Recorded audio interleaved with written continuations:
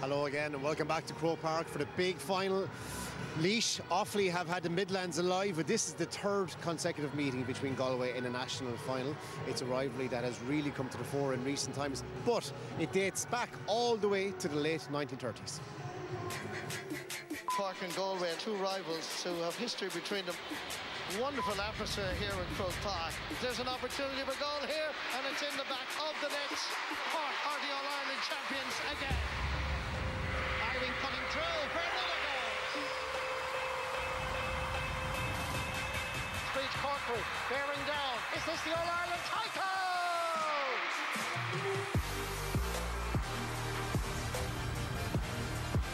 Chance back of the net. What a response by Galway. Galway are the All-Ireland champions 2021. A goal chance, a goal taken. They look a team that don't want to lose another final. Goal chance here for Cork. Surely they'll get it this time. Still there.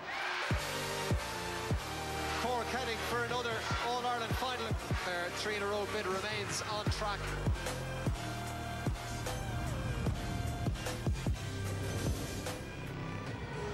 And a nice crowd making their way down Jones's Road and into the stadium. It's the showpiece for all Camogie fans. President Brian Malloy had a call to arms for everybody to get a ticket during the week, hoping for a crowd of 40,000 plus. Not quite there today, but a right good crowd all the same and plenty of colour around.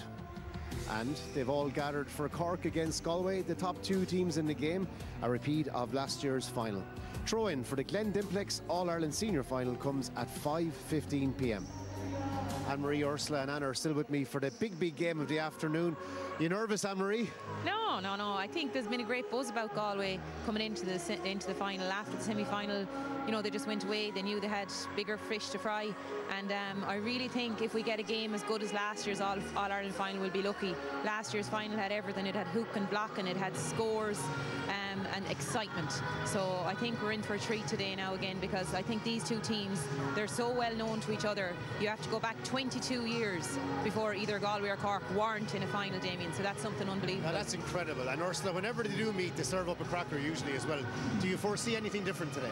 Well, I think that might be key to whoever comes out on top. What will either team maybe possibly do different? Will there be any curveballs thrown at each other? Because they're so familiar now of playing each other on the big stage. Maybe something a little bit different, a tactic that maybe hasn't been done before, might be the crucial thing today. Galway, you know, I think they're improving massively all year. If I looked at them a couple of months ago in the league final, I'd say they're nowhere near a Cork, but I think they've gradually gone into the championship, and their semi-final performance 2 weeks ago, that was so impressive to me in so many ways. Yeah. And I think they're peaking at a good time now. Cork targeted a league title this year. Germanley said this week they're good, but they're going to be better. Do you see anything, any positivity for Cork coming in? Took them a half an hour to get to grips with Waterford, but that second half display, do you see the real Cork coming into this final? Yeah, I think much like what you said about the league final, like 2013 was the last time they'd won the league final. So a lot of the girls playing here in All-Ireland Championship finals every year hadn't a league title. So they went after it, they targeted the league, they did extraordinarily well against Galway. Like, they made Galway look like an average team in that league final, and Galway are not an average team. But Championship takes on a life of its own. Like we saw Cork even in last year in the Championship, they were the form team. Nobody got within 9 points of them until the All-Ireland final, Galway, and there was only a puck of ball between them. I think Galway, much like what the girl said, they're coming into form at the right time. But there's just something about this Cork setup. I think they've kicked on a gear. Like, their aggregate scoring, Damien, is 100 points. The championship, 15 goals and 109 points in games. Now, I know people may say that the challenges that they had in those games weren't at the standard that they'll get today, but you can only play what's in front of you.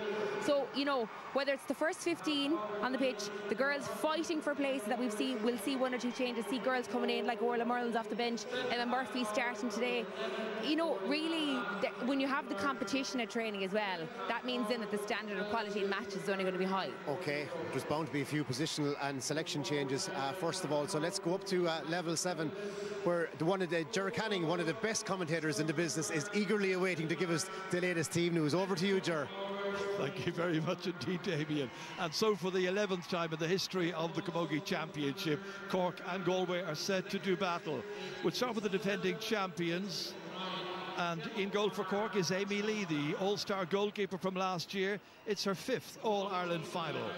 Cornerback Pamela Mackey is a twin sister of corner forward Katrina, while the team captain Maeve Cahalane has a sister as well in the forwards, and that is Orla. Last year's Player of the Year, Laura Hayes, is another playing today in a 5th All-Ireland final and seeking a 3rd winner's medal. Hannah Looney, one of Cork's dual stars, lines up in midfield alongside Aisling Thompson, who captained Cork to victory over Galway, and that was 10 years ago. Number 24, Emma Murphy, starts at wing forward, as she did against Waterford, a game in which the player of the match that day, Saoirse McCarthy of Corsia Rovers, scored a marvellous 7 points. And remarkably, this is a 12th final for Katrina Mackey, a goal scorer last year. She's lining up alongside Sorcha McCartan and top scorer Amy O'Connor in the inside forward line. And there among the substitutes today is Cleona Haley. She's wearing number 10. I'm sure we'll see her at some stage or other. Yet another player in a 5th All-Ireland final is the Galway goalkeeper, and that is Sarah Healy from St Thomas's. Indeed, she was a point scorer in her very first final back in 2019. Back, having missed last year when she was having a baby, is the cornerback Shauna Healy, a former team captain and a 4-time All-Star. Galway's half-back line has been slightly restructured for this match, and Ciara Hickey of Davits has been placed at number 6, flanked now by Siobhan Gardner, who's a late change. We got that just a few moments ago. And on the left-hand side, Rachel Hannafy. Anne-Marie Starr in midfield, played in her first All-Ireland final 14 years ago. She's due to partner the team captain and top scorer Carrie Dolan in the middle of the park. Mind you, that probably could change as well. It's a 6th All-Ireland final for wing forward Aoife Donoghue, a former Player of the Year and someone who scored 4 points for the Tribes women in last year's final. And then there's Ailish O'Reilly, who can go even one better for the Player of the Match against Tipperary. It's her 7th All-Ireland final, and she's joined up top today by 2 newcomers, Moira Dillon and Caoimhe Kelly. We've got the 2 best teams in the country in this final, and the throw-in is at 5:15. Thank you, Ger, and back to you, Adelaine, very, very soon. If you're looking at both teams then, Ursula, you look at the Cork team, you look at the Galway, look at the potency of the Cork half-forward line. How effective have they been all year, and what impresses you most about them? I think the thing that impressed me most about, in particular, Emma Murphy and Saoirse McCarthy, is their ability. They play deep, okay? In the semi-final against Waterford, they picked up so much possession along their own half-back line and midfield, and then their ability to carry the ball forward, using and playing to their strengths with a huge amount of pace, and scoring then on their own. And that was a feature of their game time and again. Look where Emma is positioned. She's nearly on her own half-back line, breaks the tackle, takes on the player. She knows her job isn't done, lays it off to Aisling, and keep an eye on where Saoirse McCarthy is. She's pushed up the field. So when one is back, the other is forward, and I think they link up really, really well. And I think Cork will play to that strength today. Again, you know, Cork worked it out from the back because they were forced into doing that with the fact that Waterford had a sweeper. But look at the pace here on Emma. She knows she's a huge amount of space in front of her. She will do this all day long if she's given the time and space. The thing for me now for Galway today is, the conundrum is really, are they going to push up on the 2 girls, or are they going to sit back and force then Galway's midfield and half-forward line to have to work even further ahead? Because these 2 girls in particular are so comfortable in shooting from distance, but equally comfortable carrying the ball and laying it off to someone else. And that's the reason, Damien, why, as Ger mentioned there, the Galway half-back line has been restructured. Rachel Hannafy led midfield for the semi-final. She's gone back into the half-back line for her speed. Siobhan Gardner is starting because of her grit and tenacity in the tackle, and they're going to go player toe-to-toe with those girls. I feel today that they will have to track them and they'll have to follow them. So it's going to be an out-and-out man-marking job there, you reckon? I think it is, Damien. I think they're going to have to follow them because they carry such a threat, so they do. And especially Saoirse McCarthy, such a scoring power as well.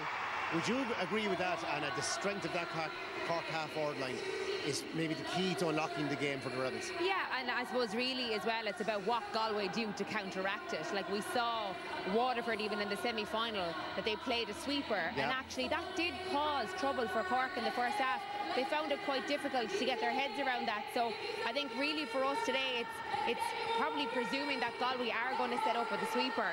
And like Aisling Thompson in the league final, this is the clips from the league final where You know, Galway had no sweeper. Look at all the space. That's Emma Murphy there. Like, but she had Hannah Looney right inside her if there was a goal-scoring opportunity.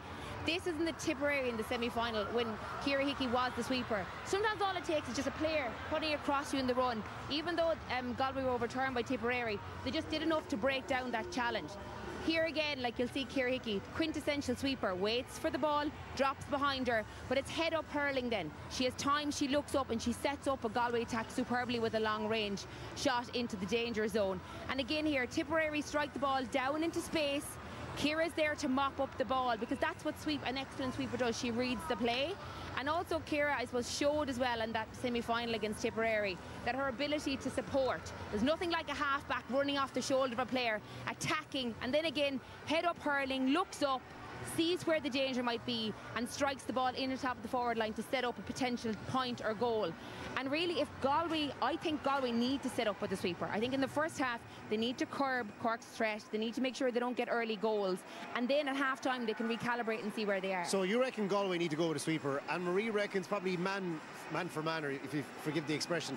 Ursula, where do you stand on this then? Yeah, I think Ciara will go as the sweeper, but I think Anne-Marie Starr will sit back in that half-back line. I think they will be forced into playing the extra player back because they know the space that can be created by this Cork forward. And also, don't forget the inside threat from the three girls. They've scored 749 in this year's championship. So Galway are very aware that they can't allow the distribution of the ball going into the full forward line being good. If you have a sweeper, then are you almost inviting Cork onto you?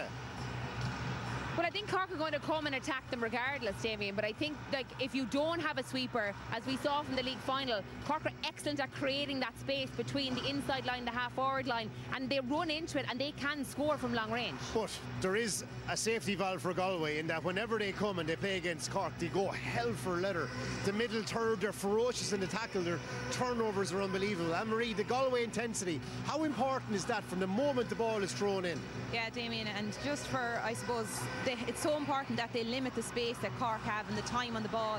Against Waterford, Cork only had 13 puckouts. They went short 11 times and they got 7 points from those puckouts. So I think it's so important that Galway shut down that space and prevent them hitting this perfect ball inside. Like the last day for Galway, their full forward line, they were hunting in packs. Cueva Kelly, Mairead Dillon getting in the hooks and blocks, and Ailish O'Reilly, as we know, turned up trumps the last day. And I would like to see her out around the top of the D today. Now I know Laura Tracy's going to shut down that space, but they really attacked so hard. A brilliant block here by Rachel Hannafy, and the Galway full back line the last day. They were so riled up for the game. Dervla Higgins, Shauna Healy, they were full of aggression and intensity, what we need today, and they're going to bring it. They're going to have to bring a huge amount of that today. The last clip is a clip from last year's All-Ireland, and I'm sorry to see Ciara Hickey going back into that sweeper role because she's such a lovely attacking wing back and she likes to get up the field. But watch the track she does here. Yards she covers. She's gone out over the sideline. She's back in again. And just Galway were not left. They were not second for aggression last year. I hope Cathal Murray has looked back. Last year's All-Ireland final day, Cork had 21 puckouts. They went short 14 times. In the 7 long puckouts that they hit, Damien, Galway overturned them 6 times. Wow.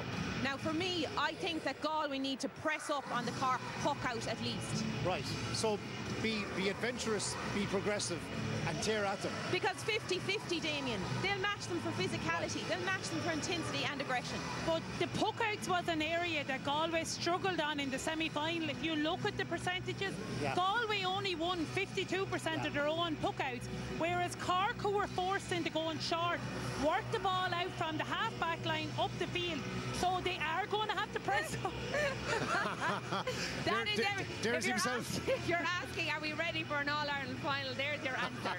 There is your answer. Sometimes you don't need to talk. So. No, actions speak louder than words, Damien. Yeah, they do. No, I'm intrigued by your man's dancing, but I'm also intrigued over the puck-out strategy because as regards Amy Lee, Anna, she has a lot of goods in her armoury there. What way is she going to approach this game? Is she going to keep Galway guessing, or is she going to go to the tried and trusted patterns? You see, sometimes as well, if you anticipate too much that, you know, the opposition are going to counteract what you do well and you change it up, then it's at a disadvantage to you. If it ain't broken, don't fix it. So I would think Cork should stay with exactly what they've been doing all year. Amy is capable of hitting long-range shots. You have the likes of Hannah Aisling, Saoirse McCarthy, they're all capable of winning area possession, and they're also capable of winning 50-50. So, yeah, I would be thinking every now and again, hit a long ball down, let them win it because they can.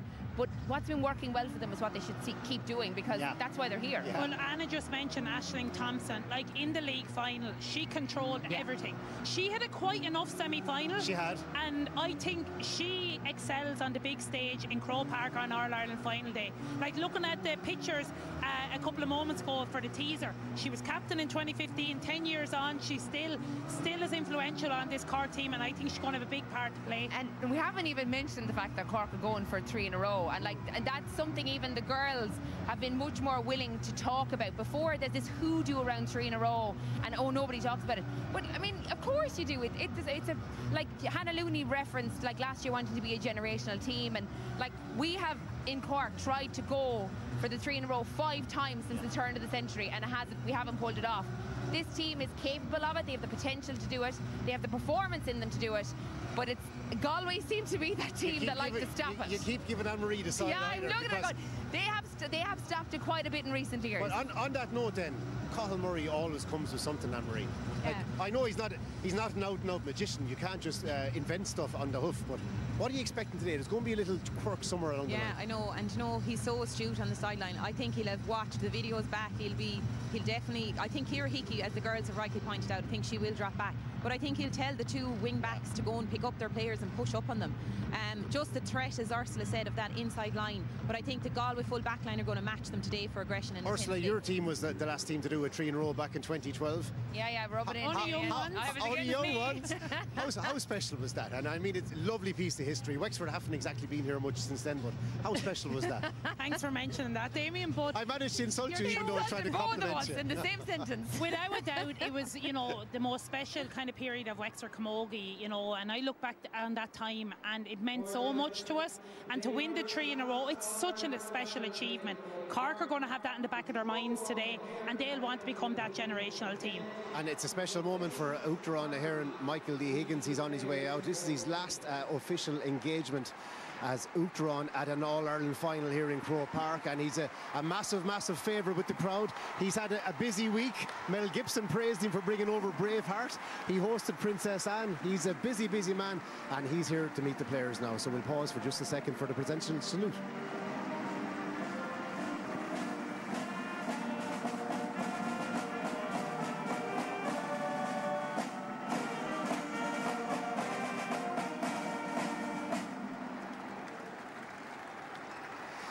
Ursula, when you do get to meet the president, Uachtaráin na hÉireann, we spoke about this before the first game, but Anna embraced it, soaked a whole lot up. What were you like?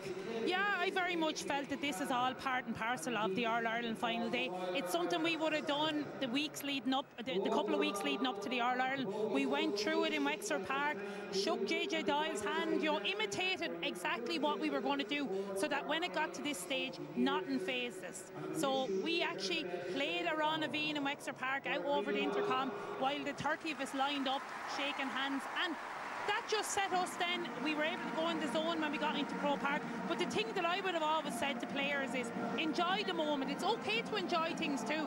It doesn't mean that you're not going to be focused and ready for what lies ahead. And there's a fair microcosm of Irish life there at the moment. Michael Lee Higgins meeting Maeve Cahalane, and in fairness, Anna, what a contribution the Cahalane family have made to Irish sport over the years. Absolutely, like it's Maeve's 10th All-Ireland final, like Laura Tracy, like Aisling Thompson, you know, Katrina Mackey, like Gerard mentioned earlier on, 12th, and it's her 17th season.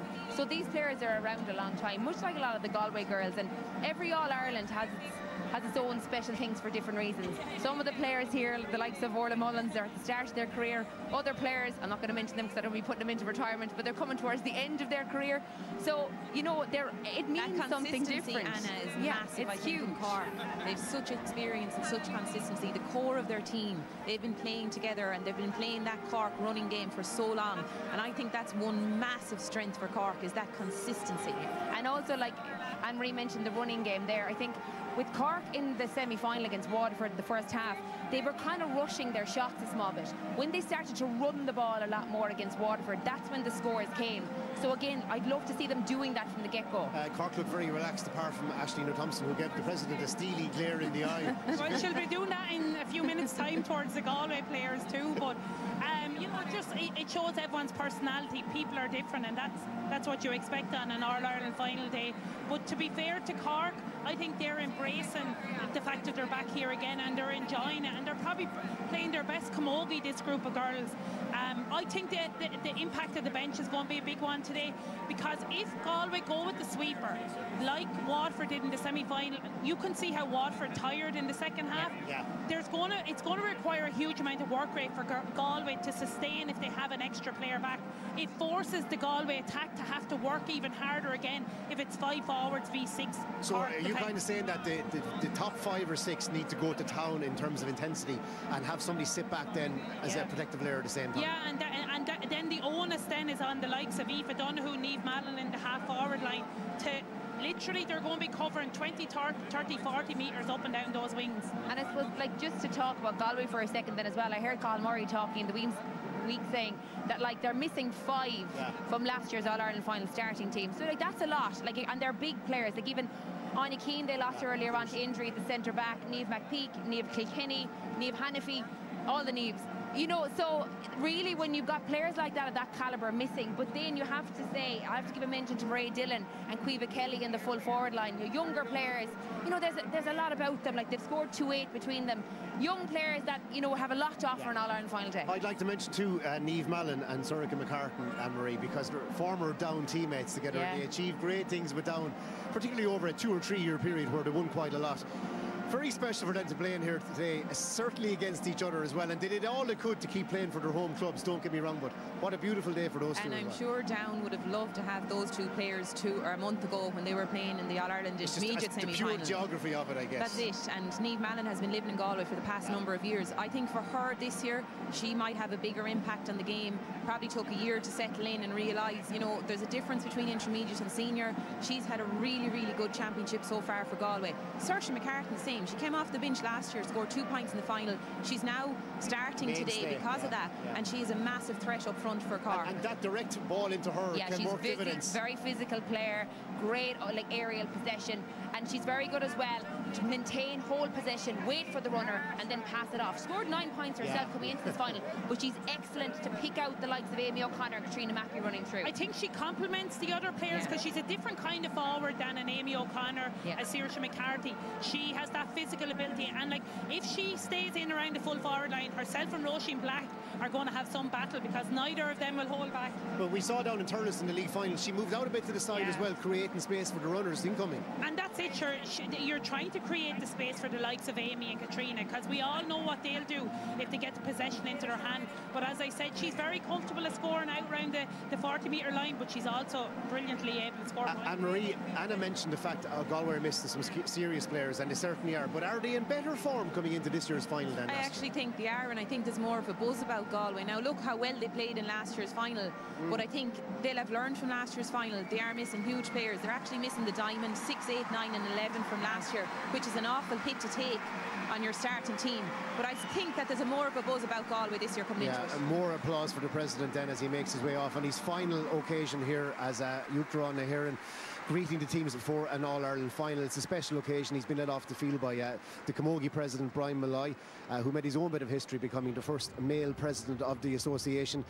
Justin Heffernan now is shaking hands with both of the teams. A big day for him as well, Ursula. Yeah, Justin, obviously a Wexford man, and a huge honour for himself, his family, his club and Wexford that he's here today, and hopefully he'll allow for a free-flowing game.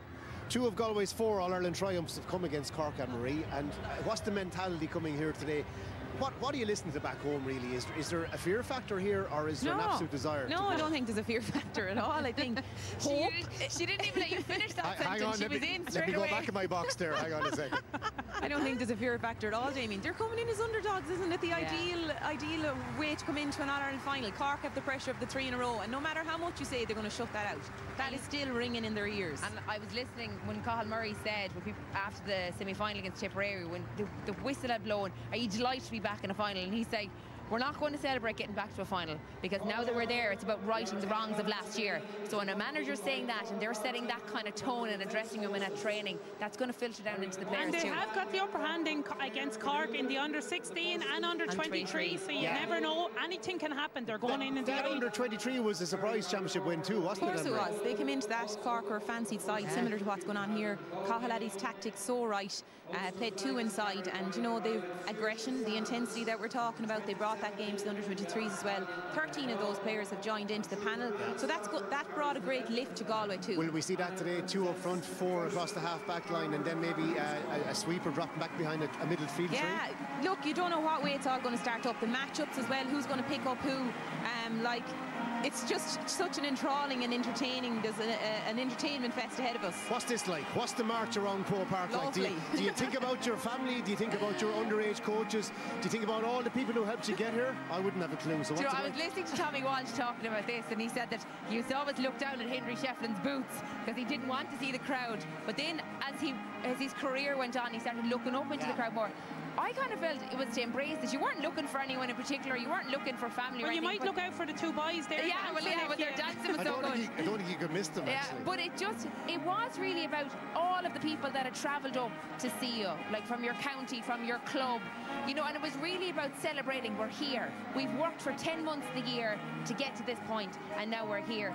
It wasn't about like using it to get nervous, because it's about harnessing the nerves and like channeling them once the minute the ref throws that ball in. Because I've heard, Ursula, of players looking into the stand, seeing people that they know and getting a little bit emotional, and I suppose there's not a time for emotion too, because that will disappear on you very quickly. Where's the balance for you when you were playing? Yeah, like I was saying, to be honest, Croke Park is a strange experience. You don't hear a whole lot, and especially on Camogie finals day, all you hear is kind of ringing and noises of the kids, but it's a lovely feeling. Like, it's such a special thing that you're walking around wearing your county jersey. I just remember myself having a quiet word with the player, either in front of me or behind me, you know, kind of just staying nice and calm, taking a few deep breaths and just soaking it all up, because there's no guarantee you're going back. And the pitch, Damien, like, look at the pitch, it's like a carpet behind us, and all those girls dreamed of doing this when they were younger. Like, this is their dream come true, so they just need to take it, you know, and enjoy it as well. But the pitch, I think, was a big thing for me. I was like, oh my God, the grass and the surface was just so fabulous always. Croke Park plays differently too than other venues, doesn't it? Faster, I feel sometimes. Yeah, it's probably a forwards ground rather than a defender's, but like, it is one of those pitches though, you're always going to know that it's like a carpet sod. All right, sit back and enjoy the game. August on RT News Channel and Ishtá Troch Le Fall Osquailgale Aoife O'Connor August Gary McDonagh Freshen. But for us, let's head back up now to Ger Canning, who's alongside Elaine Aylward. Over to you, Ger. Thank you very much indeed, Damien. Yeah, there is an absolutely fabulous atmosphere here in Croke Park. A great sense of anticipation as well. And the two teams set to do battle for the Sean O'Duffy Cup, one of the most famous trophies in Irish sport, named after a very prominent figure in the Kilmacud Crokes GAA club. And of course, Galway, led by their young captain, Carrie Dolan, hoping to be bringing it back for the first time since 2021, when they stole a march on Cork that day. But Cork, of course, beat them last year in a very, very exciting final. There was only a score in it at the finish, Elaine. Today we have the 2 best teams in the country. It's a huge occasion for the players, but I guess they got to play the match, not the occasion. Absolutely, and 2 teams that are well used to the occasion. As I said, they've met a couple of times over the most recent years, and we've had hugely entertaining battles, never more than a score between it. And similar to last year, you look, goals were the difference in 2021, with Siobhan McGrath's one for Galway, taking the title back west for them, and last year it was Katrina Mackey's one down that hill 16 end that saw it going back to Cork. So a goal will be a massive score, you'd imagine, in this year's final as well. But look, if Cork were coming up against anyone else here today, I think they'd probably be even more overwhelming favourites. But Galway just bring that sense of something to All-Ireland final day, and they seem to be Cork's bogey team. You know, they've had the upper hand on them on a couple of occasions already. The league final earlier this year, I think Cork laid down a real serious mark from the offset of the league. You know, they said they hadn't won a league title, a lot of these girls didn't have league medals, and they went and they blew Galway away in that league final. I expect that to have no impact whatsoever on today's game, because championship, as the girls said, is totally different. And when you get to Galway, to Croke Park on All-Ireland final day, with Cathal Murray as manager, we've seen over the last 8 years he's able to bring something different out of this Galway team, and that's the really exciting bit for today.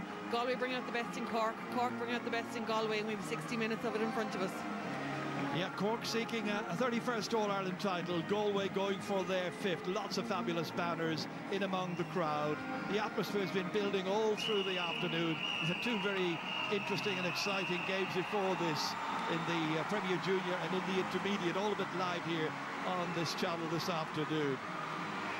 Cork looking, of course, to do 3 in a row today, a feat that was last managed in 1936 when they beat Louth, captained by Kitty Cotter, one of 3 Cotter sisters playing that day. Since then, of course, Cork have done a 4 in a row at the beginning of the 1970s. So all to play for the 25th championship in the Camogie, and the 2 teams now lining up on the side of the field here, and very shortly there will be the playing of our national anthem, Our na Bhíon. Borgia, we would ask you to please stand as we remember a number of friends who have gone to their eternal reward. We remember Brendan Penny, former colleague of the Camogie Association and associated with Kildare Camogie. Richard Cull, father of Jennifer Cultra, down Camogie. We remember also Bridie Beattie, mother of Geraldine Beattie Green, Roscommon Camogie. We also remember Liam Maddock, St. Colum's Ladies Gaelic football team and Camogie club from County Cork. We also remember all of our Camogie friends that we have lost over the past year. Our Yeshtay Goroshiv.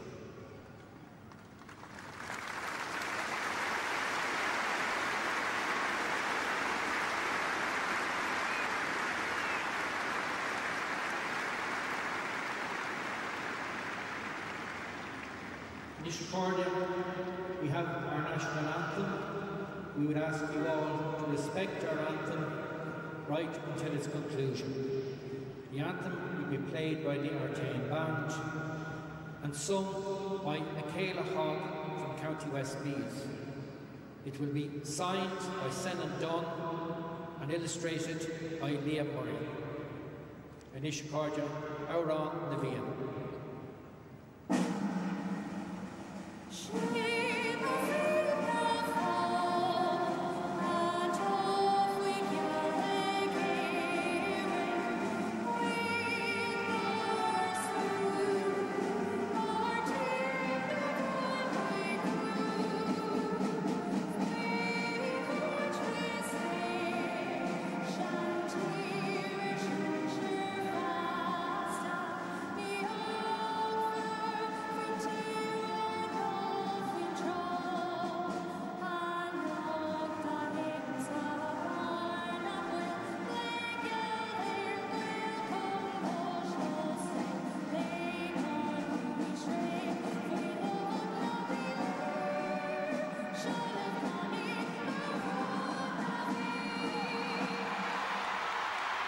Just coming up to 5:15. Time for the action.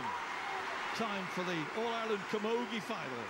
It's Cork's 53rd time to be in the senior final. It's Galway's 22nd. Match referee is Justin Heffernan from the Blackwater Club in Wexford. And assisting him will be Liz Dempsey and Ray Kelly on the sidelines. And the other officials are Barry Nee and Gavin Donegan. Little or no breeze around, that's one thing, Elaine, which is very much in the favour of the players, and let's hope it's a really good game as a result. Yeah, it's a perfect day for Camogie. You know, when you talk about the generational players and the players that have played for Cork over the years, you see Gemma O'Connor making her way across to the far sideline, a mentor in the Cork backroom team there today. What experience she'll bring to a day like today. And, you know, formality's over now. It's going to be intriguing to see the matchups, I think, all over the field. A couple of positional switches from Galway from the semi-final, obviously with an eye on Cork to see who's going to be picking up players and where they lined up in the pre-match parade. Emma Murphy lined up at corner forward with Amy O'Connor in the corner, so while they line up that way, it's going to be intriguing to see. And those are the small little battles, and as I said, two teams who know one another so well. There's nothing they don't know about one another. They will have analysed one another to death over the last not just 2 years or 2 weeks, probably 2 years or more. And look, it's going to be something special that's going to turn this in one team's favour today. Galway won the toss. They're going to play from right to left in the first half. Justin Heffernan, the referee, gets it underway. And straight away it's Cork trying to get an early possession here, and doing so with Laura Tracy, Setting it out as far as Hannah Looney. Looney goes down, referee says play on. Hand pass back there, intended for Aoife Healy. Somebody looking to try and get control of this from an early stage in the middle of the park. Difficulty at first, and then it's Niamh Mallon who nips in for Galway, gets there, sends it forward down towards Caoimhe Kelly. Kelly being marked back there by Libby Coppinger initially. Ball got away, out of defence, and then it's Aoife Healy coming across to try and pick this one up. Under a lot of pressure there from Dervla Higgins, the cornerback for Galway, and that's going to be a line ball for the tribeswomen. Yeah, and Dervla Higgins has started left half back there on Emma Murphy straight away, and Carrie Dolan inside in the full forward line for Galway, as she did in last year's final and in this year's semi-final, so matchups all over the field. Aoife Donoghue's going to take this, scorer of 4 points in last year's final. In it goes nicely as far as Eilish O'Reilly, had a fantastic match 2 weeks ago, but she holds on too long this time. That was in the semi-final when they beat Tipperary at Nolan Park. Laura Hayes, player of the year last year, ready to take this from Connacht in North Cork, plays for the St. Catherine's clubs. All the way across over there, looking to try and get an early ball into Amy O'Connor. O'Connor not able to get the better of Siobhan Gardner. Gardner was a late call-up in place of Emma Helibert at right half back. She's got a lot of experience, 29 years of age, in there to do a good marking job this afternoon. That's where Aisling Thompson caught her opponent. Free conceded, and the goalkeeper comes out to take this for Galway. It'll be Sarah Healy's first touch then, the St. Thomas's player. And the 24-year-old ready to give this one a right good lash then. And set Galway into the attack. Dangerous ball, probing ball inside there, collected well at the back, however. Laura Tracy managing to get it away, but out over the sideline. And the line ball once again will be to Galway.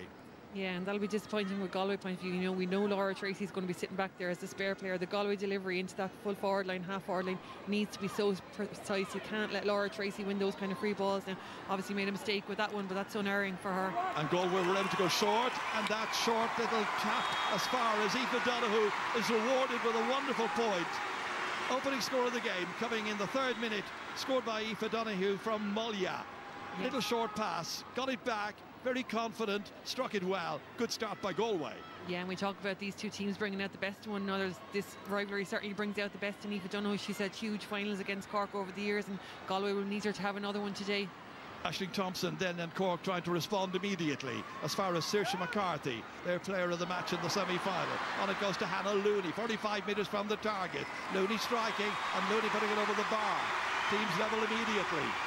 Yeah, super response from Cork straight away through their experienced players there, and Hannah Looney shooting from midfield over the bar. That's a great response from them. They were level 11 times in last year's final. Cork getting the last 3 scores. Sarah Healy once again then, sending it down there towards Eilish O'Reilly. She was the target for the puck out, but it's back towards Cork again, and Hannah Looney with it. The referee, however, Hannah Looney goes down. There's free kick awarded. Yeah, free against Hannah Looney for dropping the hurl on that occasion, and that puck out just dropping on Eilish O'Reilly, who, as expected from the semi-final, has gone out to that half-forward line but has been followed out there by Maeve Cahalane. Well, that was where the hurley was dropped. That was the challenge there from Aoife Donoghue as well. The end result is that Hannah Looney requires attention, and the physios are in there. Ronan Mills, the physio, and the team doctor is Louise O'Connell. That's Ger Manley managing in his 2nd All-Ireland final. He took over from Matthew Toomey. He was a selector, of course, when Matthew led Cork to that All-Ireland victory against Waterford 2 years ago. Hannah Looney's okay, but the free will be against her team, and a chance now for Galway to go back in front again. First free of the day for Carrie Dolan. 42 points scored so far in this year's championship. 32 points of those coming from frees. Looks for a bright start here, and that is a good one. Yeah, superstar from Carrie Dolan, and an unerring free taker, you know, something I'm sure Cork are well aware of. Just looking at the other end of the field, Siobhan Gardner, who's the late addition, has picked up Saoirse McCarthy down there, so she's obviously been detailed to do a job on her today. Well, she was such a danger to the opponent, in that case Tipperary 2 weeks ago.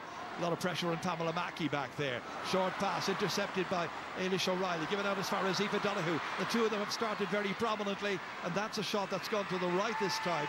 First wide of the match. Puck out taken very quickly. Out into the centre and worked away by Pamela Mackey.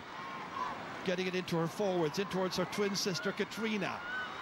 And a very good semi. Back it goes to Sorcha McCartan, blocked down well. Comes back out into the middle. In there went Olwen Rabbit to try and get to that. Wearing number 11, but will probably play in and around the middle of the field. Rachel Hanafy's there as well, coming out with it eventually as Dervla Higgins, prodding it away, helped out towards Anne-Marie Starr, won back by Cork and Aisling Thompson into the corner. This one has got pressure at Shauna Healy over there. Over rating is Orla Cahalan, the younger of the two Cahalan sisters playing in this final. They're really having a battle for that one. Healy gets it, feeds it out as far as Ciara Hickey. Back in the number 6 position today. Long ball cleared out of defence down towards Niamh Mallon, hoping she can get to it, but across comes Laura Tracy, gets there first towards the other Laura Hayes, and Hayes hand passes it into the centre to Libby Coppinger, and they work their way out towards Aisling Thompson. And here's Maeve Cahalan, the captain from this St Finbarr's club, champions in Cork for the first time in 18 years last year. Gets that ball downfield. A lot of pressure on in there, but coping very well. The Galway defence once again doing smartly. Roisin Black clearing it away in over the head of Niamh Mallon this time, runs on towards Maria Dillon, and Dillon from 45 metres out from the target hits this one, but hits it left, and that's a second miss by a Galway player. Yeah, and just a little bit of panic, I suppose, in the shooting there from Maria Dillon. You know, that was a ball that maybe needed a little bit more patience. The shot probably wasn't really on, but Galway had done really, really well at the back to turn that over, and Ciara Hickey had come out with the ball on a number of occasions. Aisling Thompson had work to do to get that one under control. Libby Coppinger taking it, then swept across this near side of the field to Aoife Healy from Mahada. Taking off, doing well, unchallenged so far. Giving the hand pass there. That's Emma Murphy. And Murphy puts that one inside the left-hand upright and puts it over the bar. The Glen Rovers player ties up the match, level for the second time. Yeah, and it's a real trademark Emma Murphy score, you know, down the sideline using her pace to get away. Had Dervla Higgins between 6s and 7s there. She didn't know whether to go to the player or to stick with Emma Murphy. Went to meet her, and Aoife Dunn, who just couldn't get back in time to get the block in on Emma Murphy. This puck out runs right past Niamh Mallon. It'll be collected by Laura Hayes.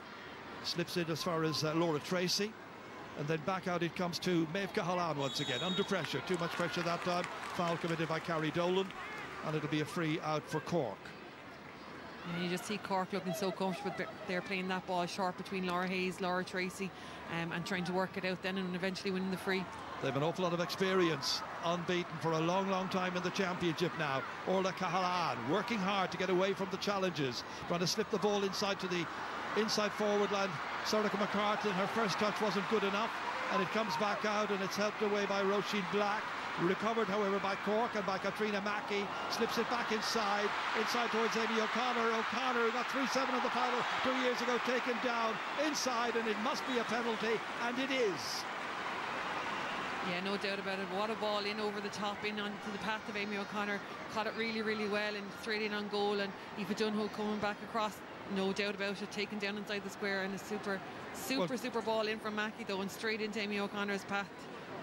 Galway should have had it under control earlier on, however, but that was, as you say, a smashing ball into Amy O'Connor, and the player who got 3 goals and 7 in the 2023 final against Waterford, taken down there. And there's no question or doubt about it. Aoife Donoghue was one of those, and the other was Anne-Marie Starr involved in that incident. Yeah, and Anne-Marie Starr just caught wrong-footed there inside her, left Amy O'Connor inside her, and a player with that kind of pace, that kind of finishing power, you don't give her that extra step. And in fairness, again, what a super ball into her hand, lovely ball, and the vision to see that, to spot her run and to spot the opportunity there, and a real chance for Cork. Now, as we said, a goal could be a massive score in this game, and a chance for them to get one as early as the 9th to 10th minute. Did you see a yellow card issued there? Yeah, Aoife Dunn picked up a yellow card for that tackle.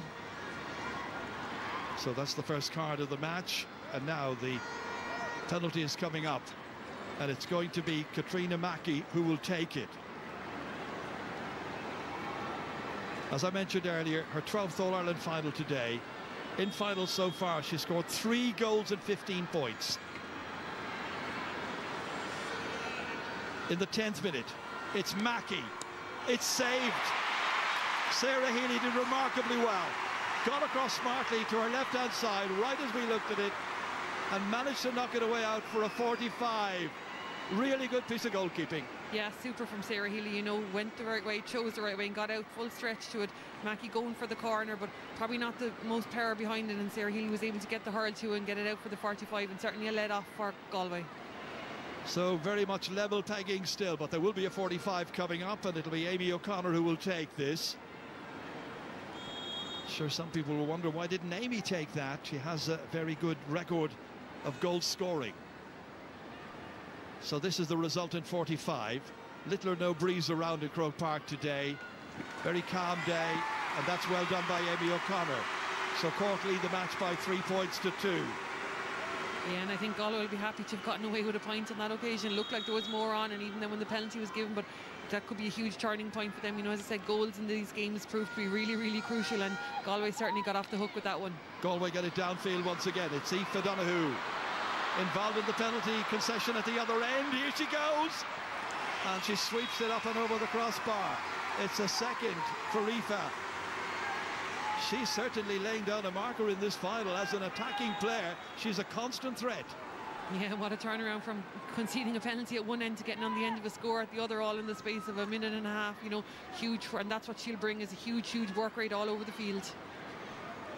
Cork work it out of defence. Laura Hayes now down into the corner here. Across for it goes Amy O'Connor once again. Gives it there to Saoirse McCarthy. Hasn't been involved so far in the match. O'Connor with a lot of difficulty getting this one under control. The challenges are coming in. Ciara Hickey there, eventually helped out by Siobhan Gardner, and then it's Anne-Marie Starr, swept away by Hickey downfield, but collected by the spare player at the back for Cork and taken under control, and into the middle as far as Laura Hayes this one comes. On its move to Aisling Thompson. Back to Hayes once again, takes it, gets by the first challenge, on an advantage.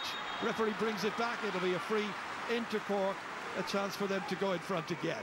Yeah, and again a huge turnover from Galway just down in front of us here, but loose possession up then gave Laura Tracy that spare ball at the back, and that allowed her to get Aisling Thompson and Laura Hayes loose and moving again. And as we said time and time again, that's where Cork are at their most dangerous, when Laura Tracy's back there conducting the orchestra, and that's what she's allowed to do if Galway are going to play loose ball up into the forwards like that. It's going to be Saoirse McCarthy will take this. Got 3 points in the final last year against Galway. 50 metres out from the target, very high up into the air, but with the necessary level of accuracy as well. So first of the day for Saoirse McCarthy from Corsey Rovers down in Ballinspittle area of West Cork. Yeah, and time again when we see Laura Tracy on the ball like that, she's able to construct the scores like that. She's able to set them up in the forwards, and they're either fouled then or they're getting scores up there. So it's something I'm sure Galway has spoken about, and it's just they just need to be a little bit more careful of it. Galway were able to go short that time out as far as Rachel Hanafy, but she's put it out over the sideline, so the pressure will be back on the Galway backs once again. Aisling Thompson from Milford ready to take this one. Playing it across here. It was intended for Serica McCartan, who'd come right out into the middle of the field to try and win that. But once again, it's Aoife Donoghue leading a march. Hand tossing it. Nicely taken. Maura Dillon cracks it in. Galway get the opening goal of this All-Ireland final, and it's scored by Maura Dillon, her second goal of this year's championship in the 14th minute. Maura from Kilconairon puts Galway in front by 1-3 to 4 points. And what a finish from Marie Dillon. She had just picked up Laura Tracy before that. She was the player closest to her when Aoife Donoghue made that break. But, you know, we said it, Beck Catton had a lot of success through the middle channel, running at Galway or Cork in that All-Ireland semi-final, and Galway doing it again there. With Caoimhe Kelly this time getting it under control, under a lot of pressure from Tracy, and the referee blows his whistle and awards a free in, so a chance now for Galway to go even further ahead. Yeah, and just that run again from Aoife Donoghue straight through the heart of that Cork defence. You know, Germanley and Cork won't be happy with that space that opened up in front of them. Aoife Donoghue has pace, and she held it just to the right time to give Marie Dillon that pass, and what a finish from her. Carrie Dolan from Claren Bridge has already scored one from a free. Nice ray of sunshine over there as she hits this one, and nicely done again. So now 1-3 to 4 points. He'll be very, very pleased, Cathal Murray, managing Galway today for a 5th All-Ireland final and seeking a 3rd win. Good start. Libby Coppinger darts forward here, adventurously carrying it out, a little bit too adventurous maybe, almost getting into difficulty. Galway apply the pressure instantly, but then it's freed out to Aisling Thompson, and Thompson able to go forward quickly, play it outside here, intended for Emma Murphy. Murphy's already scored one, looking for her second point of the match. That one doesn't come in for her, however, and that is Cork's first wide, come as you can see in the 16th minute. Yeah, and a super quick restart from Sarah Healy down the right wing, Tailish O'Reilly. And Cork are slow to react to that, and now they might gain an advantage down there with Caoimhe Kelly, but not against Libby Coppinger. Missed last year's match, missed much of last year's championship because of a hamstring tear. Back in the action today, however. Back with possession is Sorcha McCartan, driving it away downfield in towards Amy O'Connor. Couldn't quite get it under control initially. Katrina Mackey was there as well, but so too was Ciara Hickey from Davids and Galway, and she started prominently. Nicely down to the woman who got that goal, Maura Dillon. Fed forward here, little switch of positions in there with Niamh Mallon, who's got into the inside forward for a moment, but have cleared away out of danger. And Cork then at 6s and 7s on occasions under a lot of pressure. Aoife Healy fed across the field here towards Sorcha McCartan, but well read by Anne-Marie Starr, trying to prod it forward there for Galway. Runs loose. Maeve Cahalane is to go back and work for it, does so. A little hand pass back as far as Sorcha McCartan, driven out of danger by Libby Coppinger and taken in by Aisling Thompson. Looks up to see what's on for her, plays it way downfield towards Orla Cahalane. Cahalane's on the ground, play continues. Shauna Healy knocks it forward. Dervla Higgins has it. Cork playing with 14 at the present time. Orla Cahalane still down injured.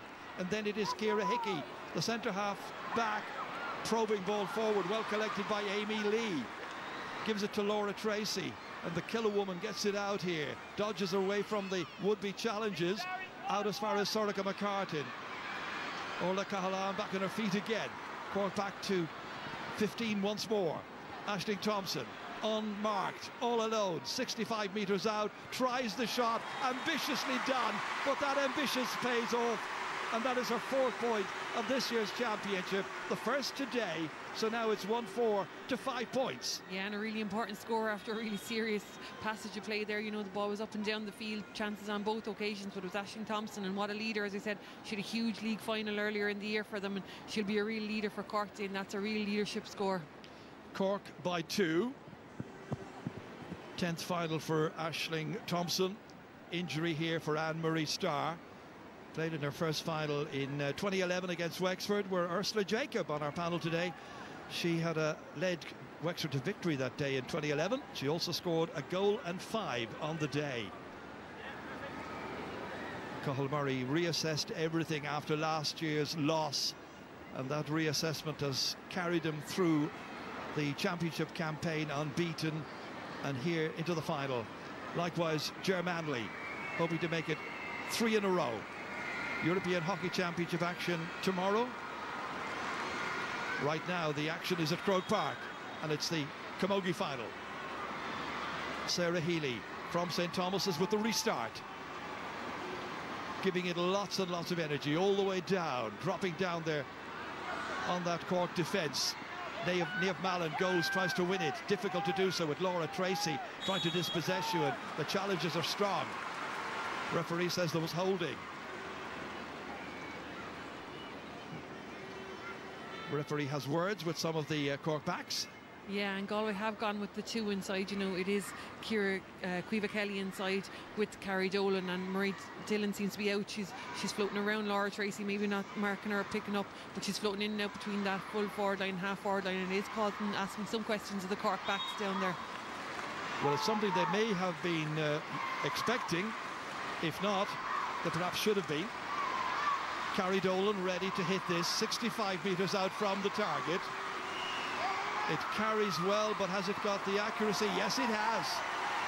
3 for Carrie Dolan. It's a great start by her. She got 8 points in last year's final. 6 of those were from frees. So that goal between them, the goal after 14 minutes scored by Maura Dillon. Cork have it. Hannah Looney goes all the way back to her goalkeeper from the Napier Club. Amy Lee belts it away forward. Chasing after it is Katrina Mackey, trying to cause difficulties there for Shauna Healy, but Healy is a wily campaigner. Gets it under control. Gets it away downfield. Plays it with accuracy as far as Niamh Mallon. Mallon goes back and then turns. Drives it away down towards Caoimhe Kelly, whose dad Porrick was man of the match in an All-Ireland final here for Galway in 1993. Back out it comes to Aisling Thompson. Thompson from the middle of the park, up there towards the recovered Orla Cahalan. Can't take this one, however. It's Anne-Marie Starr instead. Has a support player alongside her. It's Dervla Higgins, one of the tidiest markers and tightest markers in Camogie. But that's all the way back down to the extra player at the back there for Cork, and that's Laura Tracy. Ooh, not sure that's what she meant. Amy Lee won't thank her for it anyway. Caoimhe Kelly in there to win it back. Kelly has it, and Kelly fires it over the bar. But Cork were all over the place that time. Absolute chaos.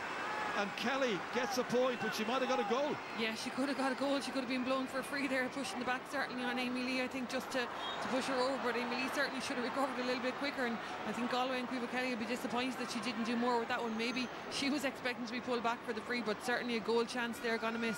Yeah, that was a very, very definite push in the back. Amy Lee with this one. Strikes it away over towards Saoirse McCarthy, trying to get into the game. Sorcha McCartan looking to try and get away from 2-3 Galway players. Katrina Mackey, who had that penalty after 10 minutes, which was saved by Sarah Healy. Free in the end result of that. Katrina Mackey picking herself up. She's a player with 7 All-Ireland wins so far, hoping this will be another red letter day for her. Yeah, and she's now being picked up by Shauna Healy back there, and Orla Cahalan and Anne-Marie Starr have swapped on this side, so constant changing, I suppose, and constant new players picking one another up as the needs required. Amy O'Connor has got 1 point from a 45 already in the game, so even at this stage they need this one. Can she make it? She can. 2 for Amy.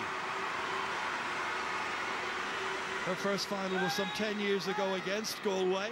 Sun in her eyes right now, but it's 1-6 to 6 points and about 8 minutes to go to half-time.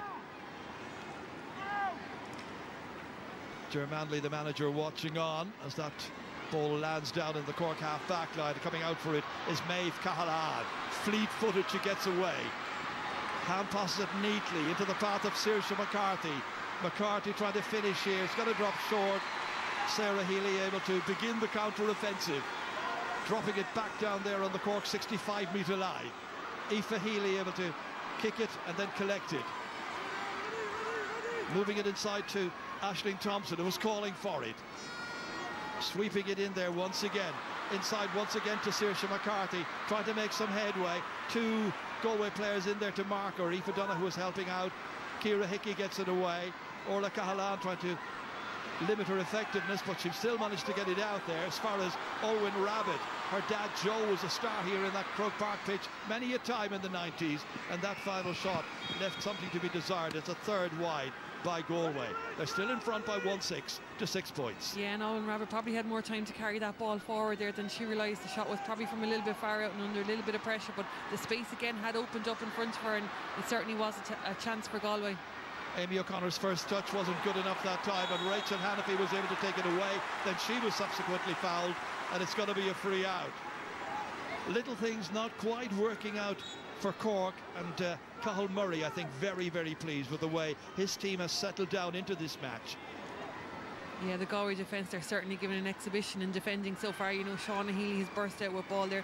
Ciara Hickey is on the end of an awful lot of stuff that's coming out of that Galway defence, and Rachel Hannafy on that occasion, they're first to the ball, and as Anne-Marie said beforehand, they're going toe-to-toe with those Cork forwards, and they're matching them, having the better of them so far. Sarah Healy, the goalkeeper, ready to take the free. Long one downfield towards Niamh Mallon. Mallon's got it. Hand passes it. Back outside it comes to Eilish O'Reilly. Looks at what she's done, and what she's done is, well, has it gone in, has it gone out? They are going to go to Hawkeye. I think the umpires may have had the sun in their eyes that time. Yeah, it looked to me to be in, but it was difficult to tell, I suppose, with the sun there, with the sun in the umpire's eye. But what a little triangle of work from the three top scorers, Galway's three top scorers this year, you know, Niamh Mallon, Ailís O'Reilly and Carrie Dolan all working lovely together in that little triangle, and the perfect pop pass from Ailís O'Reilly then over the bar. Well, here's the result of all of that. In or out? Oh dear, very, very much in. So, it's another one. And the first for Ailís O'Reilly, who got 5 in the semi-final, and now 4 between them, and about 5 minutes to go to half-time.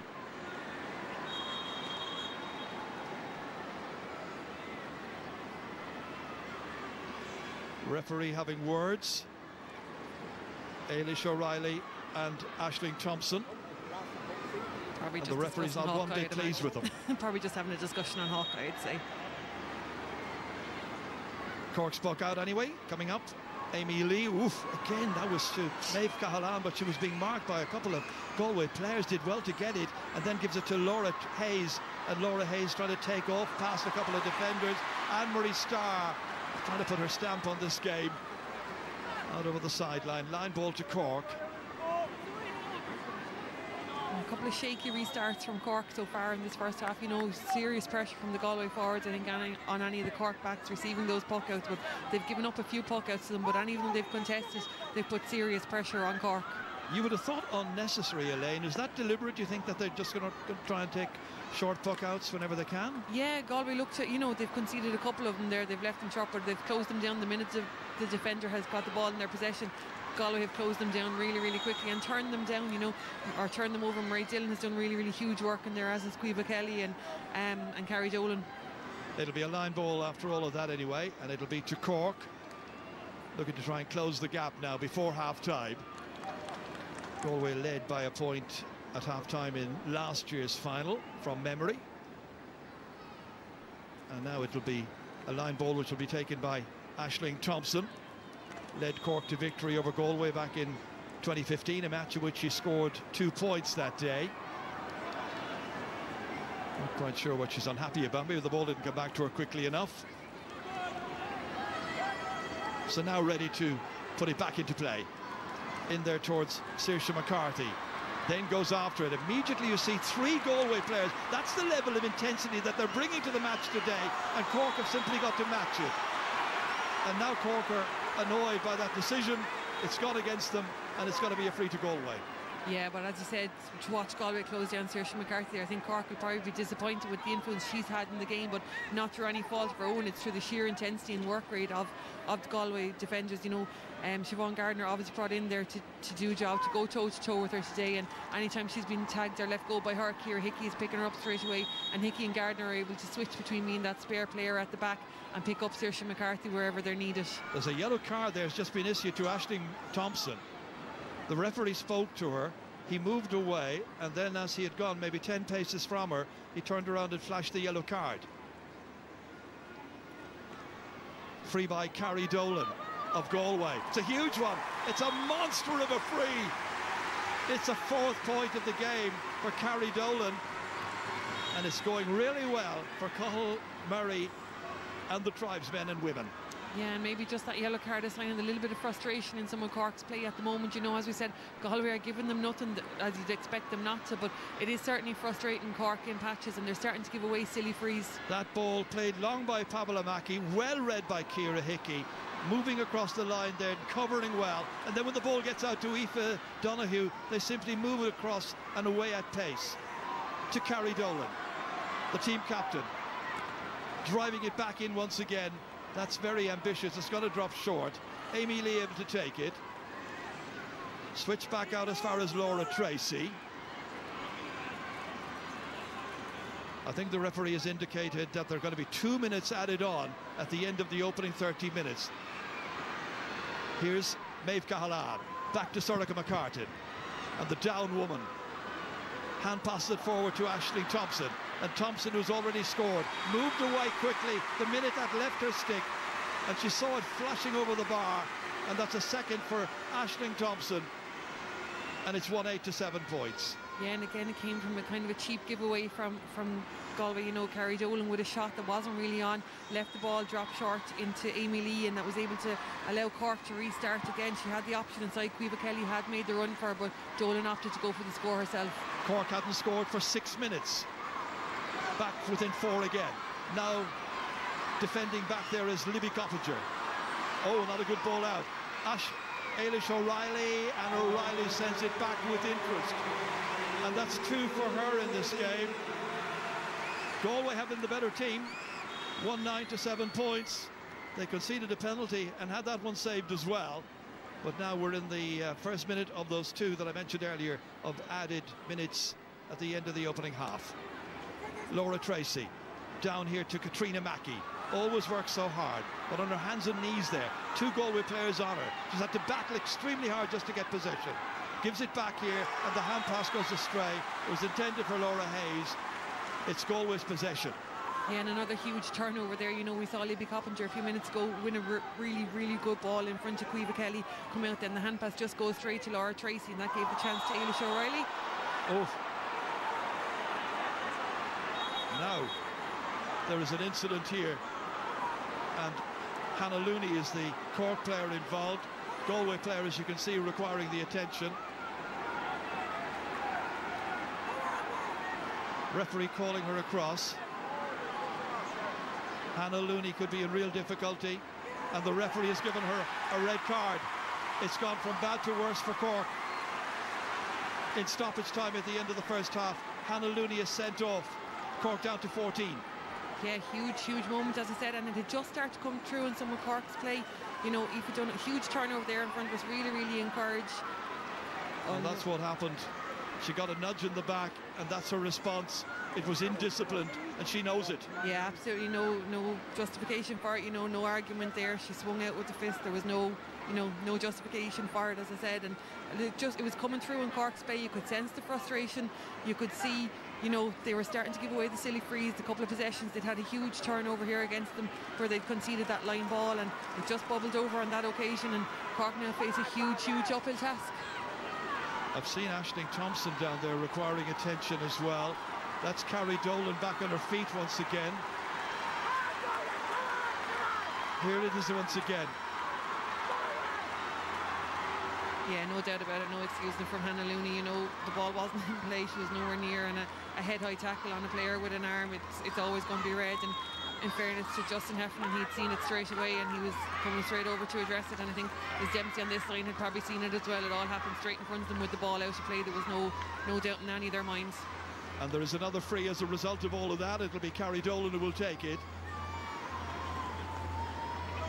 So we played the 2 minutes that were meant to be added on into a third. Dangerous ball probing in there, and it went off the stick, I think, of Libby Coppinger, and it's gone for a 45. So a chance for Galway to build upon their current lead just before the half-time break.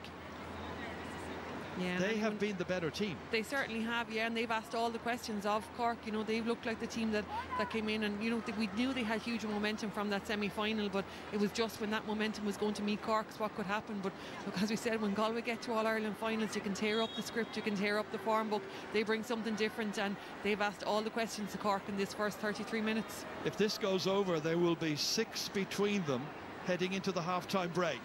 Carrie Dolan again. And she's missed it. It's a 4th wide by Galway. The referee is called for half-time. Ger Manley has a lot of work to do. He's got to be playing the second half with 14 players. His team 5 points down.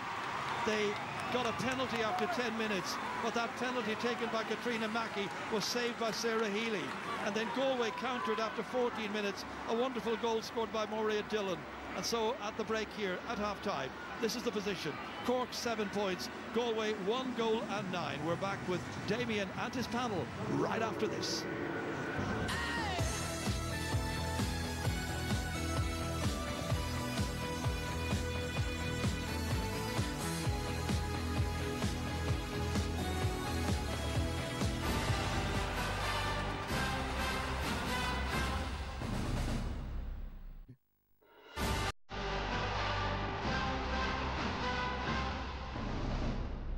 Key moments in the first half. Aoife Donoghue brought it, or actually a save, and Sarah Healy saved this from Katrina Mackey. Very short run up. Sarah Healy got down, great save, and then cracking goal from Ray Dillon for Galway after great work from Aoife Donoghue. And on the stroke at half time, then a red card for Hannah Looney for Cork. The influential Cork midfielder receiving a red from Justin Heffernan, the referee, and that has thrown this game right among the pigeons, because what a first half it was being. Galway 1-9. Cork 7 points. Aisling Thompson is leading the charge for Cork, but Galway are on top all over the field.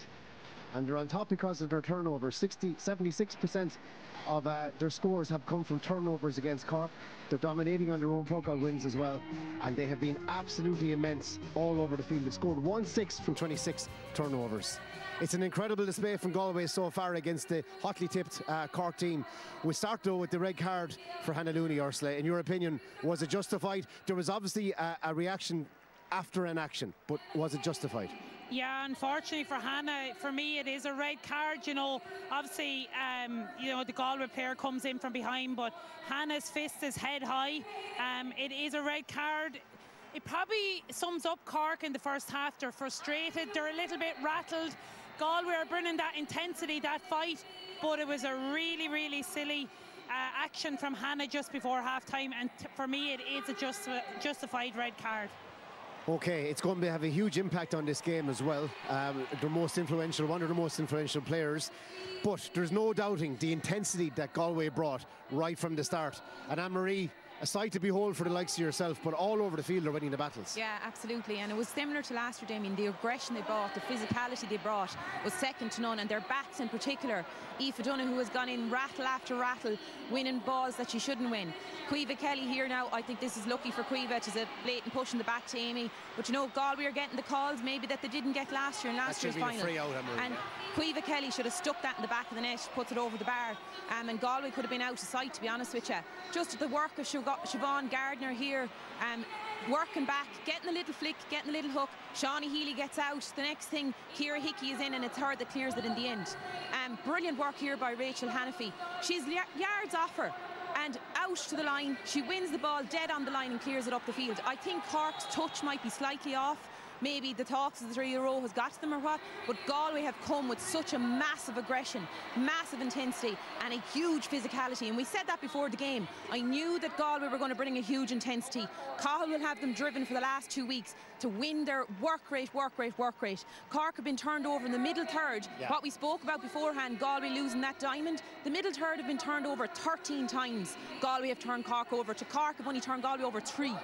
And the question is now, can Galway sustain that level of aggression, intensity, discipline? And can Cork match it as well? Okay. You know, Ray Dillon's goal, Anna, it was obviously created by Aoife Donoghue's darting run through the centre, but you mentioned support play running off the shoulder. I mean, to be honest, Aoife Donoghue started, I mean, absolutely, like, she was just immense. And like, when you get a ball like that, and it was a great finish by Ray Dillon, but Aoife Donoghue did all the work to pass that ball off. And like, really, Cork didn't have any response to that. You expected Cork to come back with a fight, but it has been all Galway. Like, I'm quite shocked, to be honest, like the level of intensity, tenacity that Galway have shown. And look, Cork haven't matched it in the first half. That goal was very similar to the goal that Waterford got, Beck Carton got against Cork. Yeah. Galway obviously looked at that and said that they were going to run at Cork's defence. Cork were wide open at the back. And actually, that's one of the things that I noticed, the space in front of Cork's full back line. Galway, to be honest, I'm kind of a bit questioning why it is Caoimhe Kelly and Carrie Dolan inside, and there's a 2 inside line. If it was Niamh Mallon and the likes of Ailish O'Reilly, I actually think they could have got more charge from actually some of the scores that they're trying to create. Yeah. They need more experience in and around the square. They could be causing havoc for Cork. Okay. I think Niamh Mallon, as Anna said, I think she's the person that needs to be in on the edge of the square, because she's probably their highest goal scoring threat. Ursula, Cork did get a penalty. Sarah Healy saved it. Katrina Mackey had a very short run up. I suppose it's a crucial miss as well. It is, and you know, when things are not going your way, but like, you have to admire and respect that pass from Katrina Mackey. It was incredible, and how Amy O'Connor collected it was brilliant as well. Like, Aoife Donoghue is back here setting up goals 1 minute and, you know, forcing a penalty the next, but look at the vision. Yeah. Look at the vision from Katrina. She means that pass. It's pinpoint accuracy, and it's that off the shoulder running from Cork. and Galway had no other option other than to foul her. We haven't really seen much of that since that happened. Now Katrina, if I'm being honest, her body language, how she stood up to it, I didn't think she looked like she was going to score it. I didn't, she'll be disappointed with how she struck it. But Sarah Healy will be thrilled. Like, they've only conceded 2 goals in this year's championship, and it was a brilliant save. It was indeed. Galway are 5 points up at half time. It's a sensational result so far. Stay with us because we'll have the second half in just a few moments.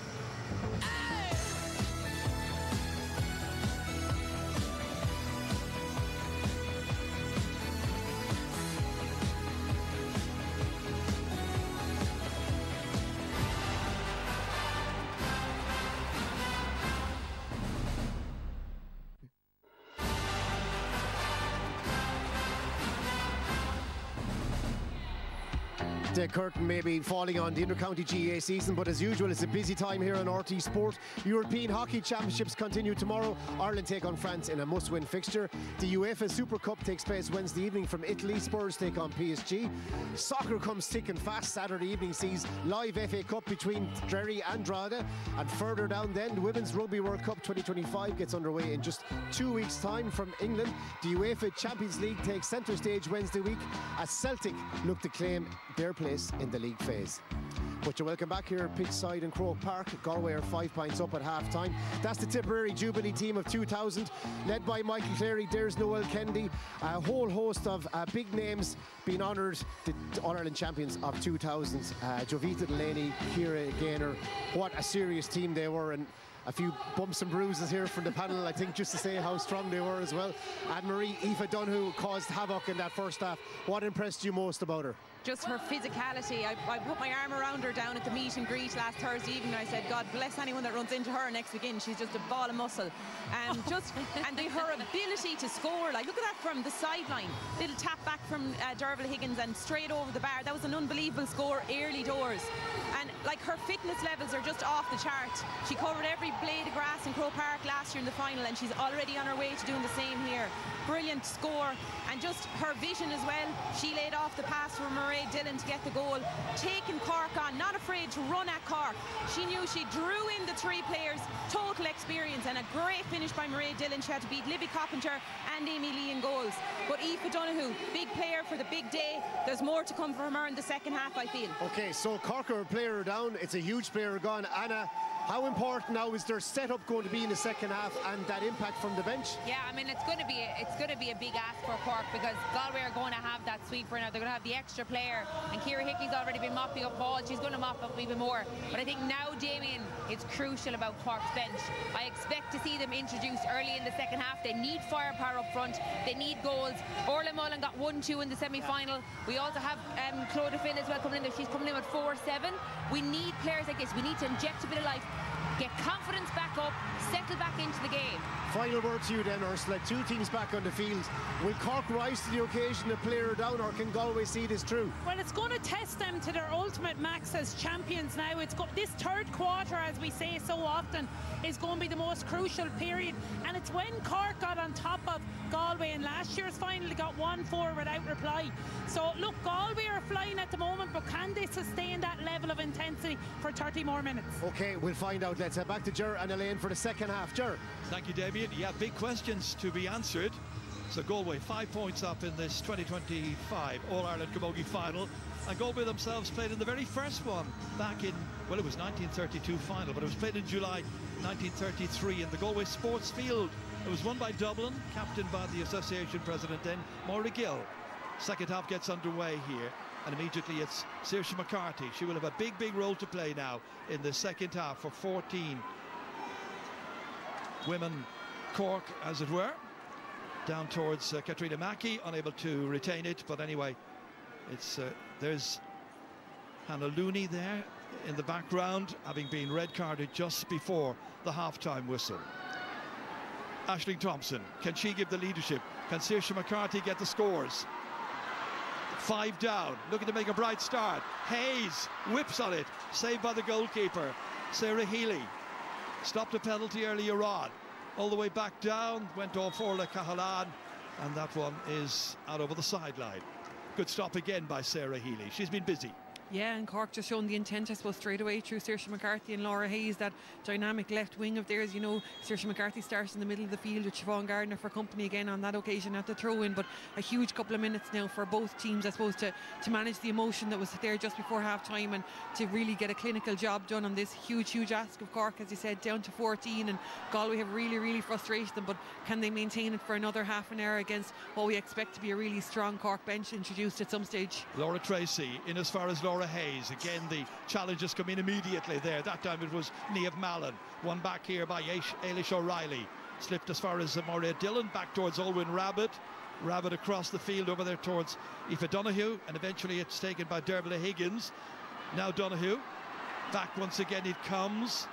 Looking to try and work her magic, trying to get through here. Aoife Donoghue had a huge first half. She's still going forward, stopped in her tracks eventually, somehow, but they still can't get possession back, and it's Caoimhe Kelly who has it, and that shot goes to the left and goes wide. But that was really just the persistence of the Galway players, outnumbered, but they were still not going to give up. Yeah, tenacious there by Aoife Donoghue, and you'd expect nothing less from her. I'm not sure how many Cork players she beat in the end there before she got that ball away to get the shot away, but hugely animated Galway sideline as well in that first half, and that certainly reflected how the players reacted on the field.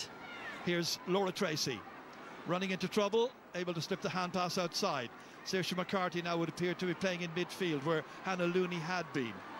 Back there is Pamela Mack, back there is Shauna Healy, I should say, linking up with her goalkeeper, her namesake Sarah Healy, and then driving it away way downfield, looking to try and get Galway back into the attack once again. Again, it's Aoife Donoghue. Support arriving. That looks to be a right old crash that time by Dervla Higgins. An offensive foul. You can't do that in Camogie. And the referee's going to take her name. I'm not sure, is he going to give her a card? He is. So it's another yellow card issued for that by Dervla Higgins. Yeah, and I'm not sure there was any real intent, and I think her momentum, huge momentum, carried her forward straight into Laura Tracy, but credit to her, she hopped straight back up again and turned it over for Cork. The referee has so far issued 2 yellow cards per team and a red card to Hannah Looney as well.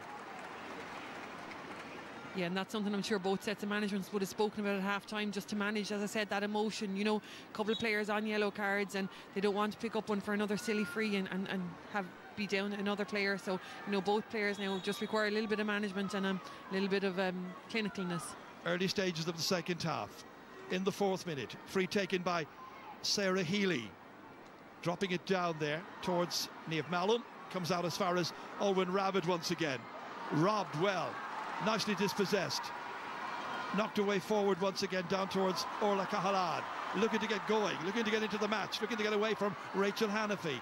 There as far as Sorcha McCartin. Under hit that one, but it still goes sufficiently forward, but the referee had them on an advantage, so he's going to bring the ball back. And there'll be a free in for Cork. As you were at half-time, 5 points the margin. So this Cork free coming up will be taken by Saoirse McCarthy.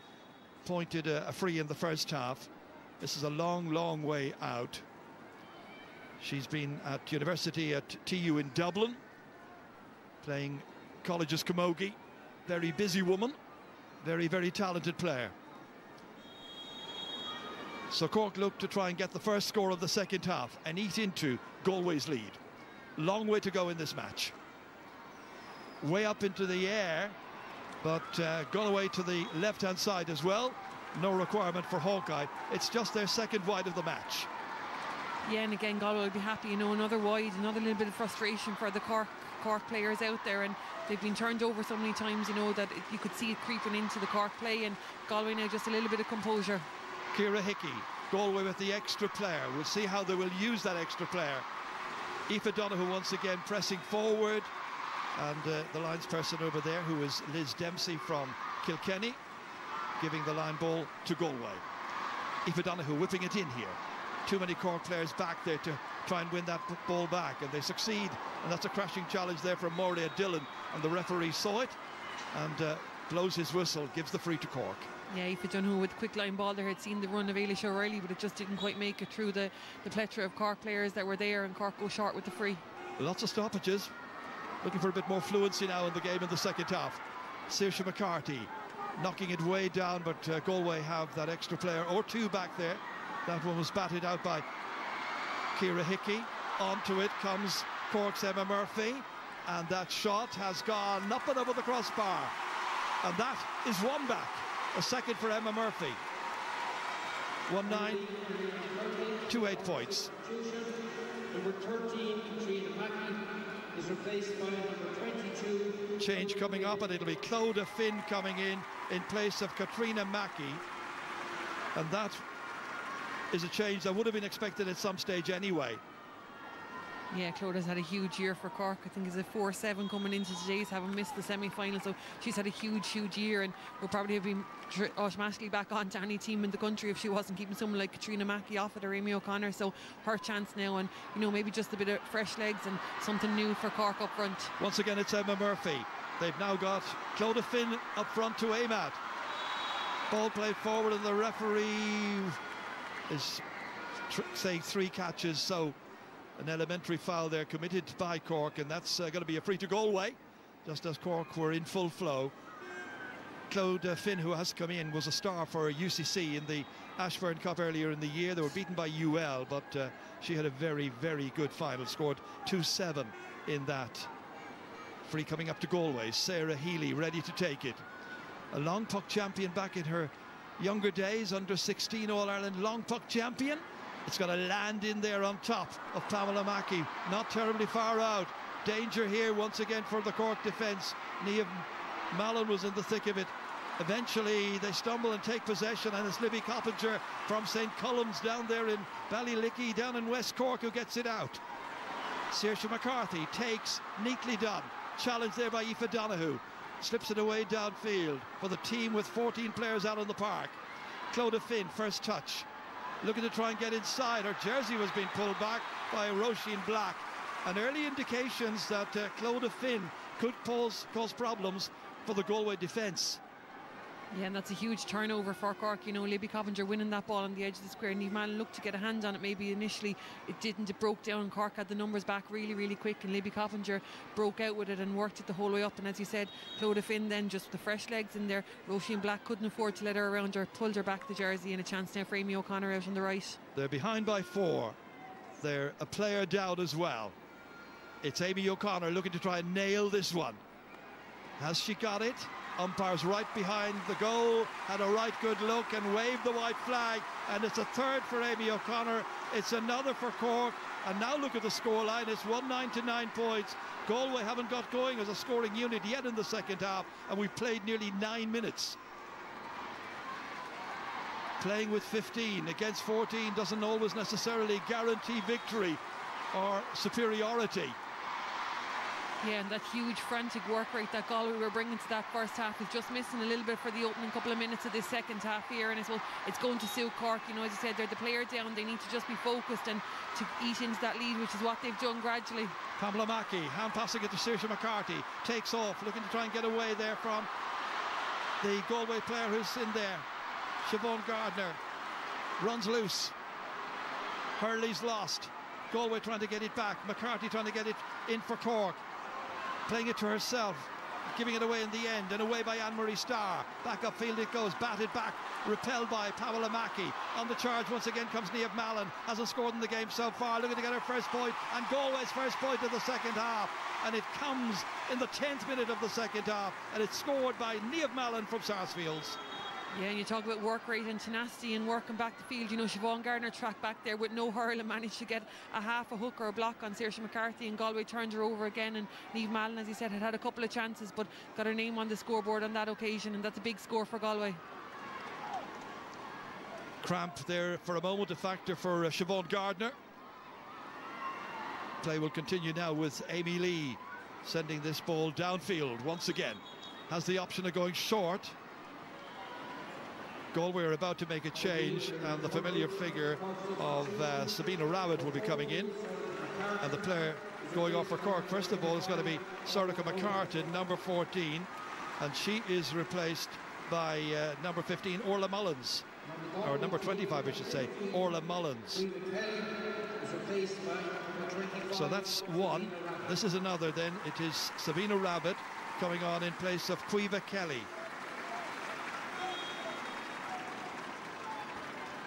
So changes aplenty. Cork looking to try and work it out of defence. Laura Tracy running into traffic, running into difficulty, needing the support from Laura Hayes, trying to keep it going across over there as far as Maeve Cahalan, losing possession, having to go back and try and work for it again. No, Ailish O'Reilly in there to try and win it back for Galway. Pile up of bodies, comes out, Siobhan Gardner trying to get to it. Once again it is Maeve Cahalan right there in the blue and white helmet, in the thick of all of that, the Cork captain, but losing it to Niamh Mallon, who got that last point for Galway. Carrie Dolan here, 4 points in the first half, all from frees, and this time Carrie Dolan swung around and it's going to be a free in. Yeah, and a huge turnover there again for Galway. You know, they've allowed Cork go short with the puck out, but once that player has received the ball from Cork, they're being swarmed, and it was Laura Tracy on that occasion got turned over. You know, Galway won the really, really dirty ball. Eventually Niamh Mallon popped it out to Carrie Dolan, who was fouled, drew the free really, really well, and give herself a chance now to put that one over the bar. Well, Cork got the first 2 points of the second half to make it a 3-point game. We saw the Niamh Mallon score just a moment ago now, so this will restore Galway's half-time advantage if it goes over from a very assured free taker. 45 metres out on a lovely afternoon in Dublin, and nicely done once again. Such an accomplished player. 5 for Carrie Dolan. Yeah, and it's interesting to see Galway, you know, still give Cork that short puck out and then opting to try and close them down from there. Even with the extra player, they're not going man for man at the back there. That hand pass has gone astray from Pamela Mackey. The extra numbers now counting for a lot, but this time there's too many steps taken by Aoife Donoghue. She has a quizzical look on her face, looks at the referee, but not going to change his mind. Free taken by Aisling Thompson this time, whipping it away downfield, down there towards Clodagh Finn. The other sub who's come in there, Orla Mullins, is also involved there. She got a goal and 2 when she came on in the semi-final against Waterford 2 weeks ago, and she was only on for about 9 minutes. Yeah, and on that occasion just beaten to the ball out by the line by Roisin Black, and Roisin Black facing her the line there, got a push in the back, went down and won the free, and a chance for Sarah Healy now to set Galway on the attack again. Well, her long clearances, her long frees have been a factor in this match. They keep on putting the pressure back on the Cork defence. This time they have the numbers. Aisling Thompson read it well. An experienced player. Slips it outside here to Laura Tracy.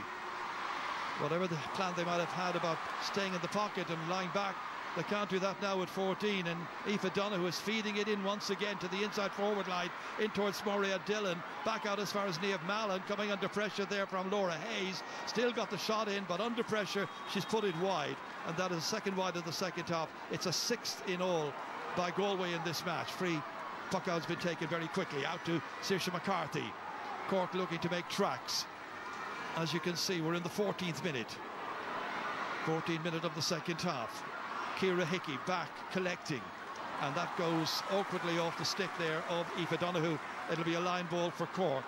It'll be taken in just a moment by Emma Murphy, it would appear.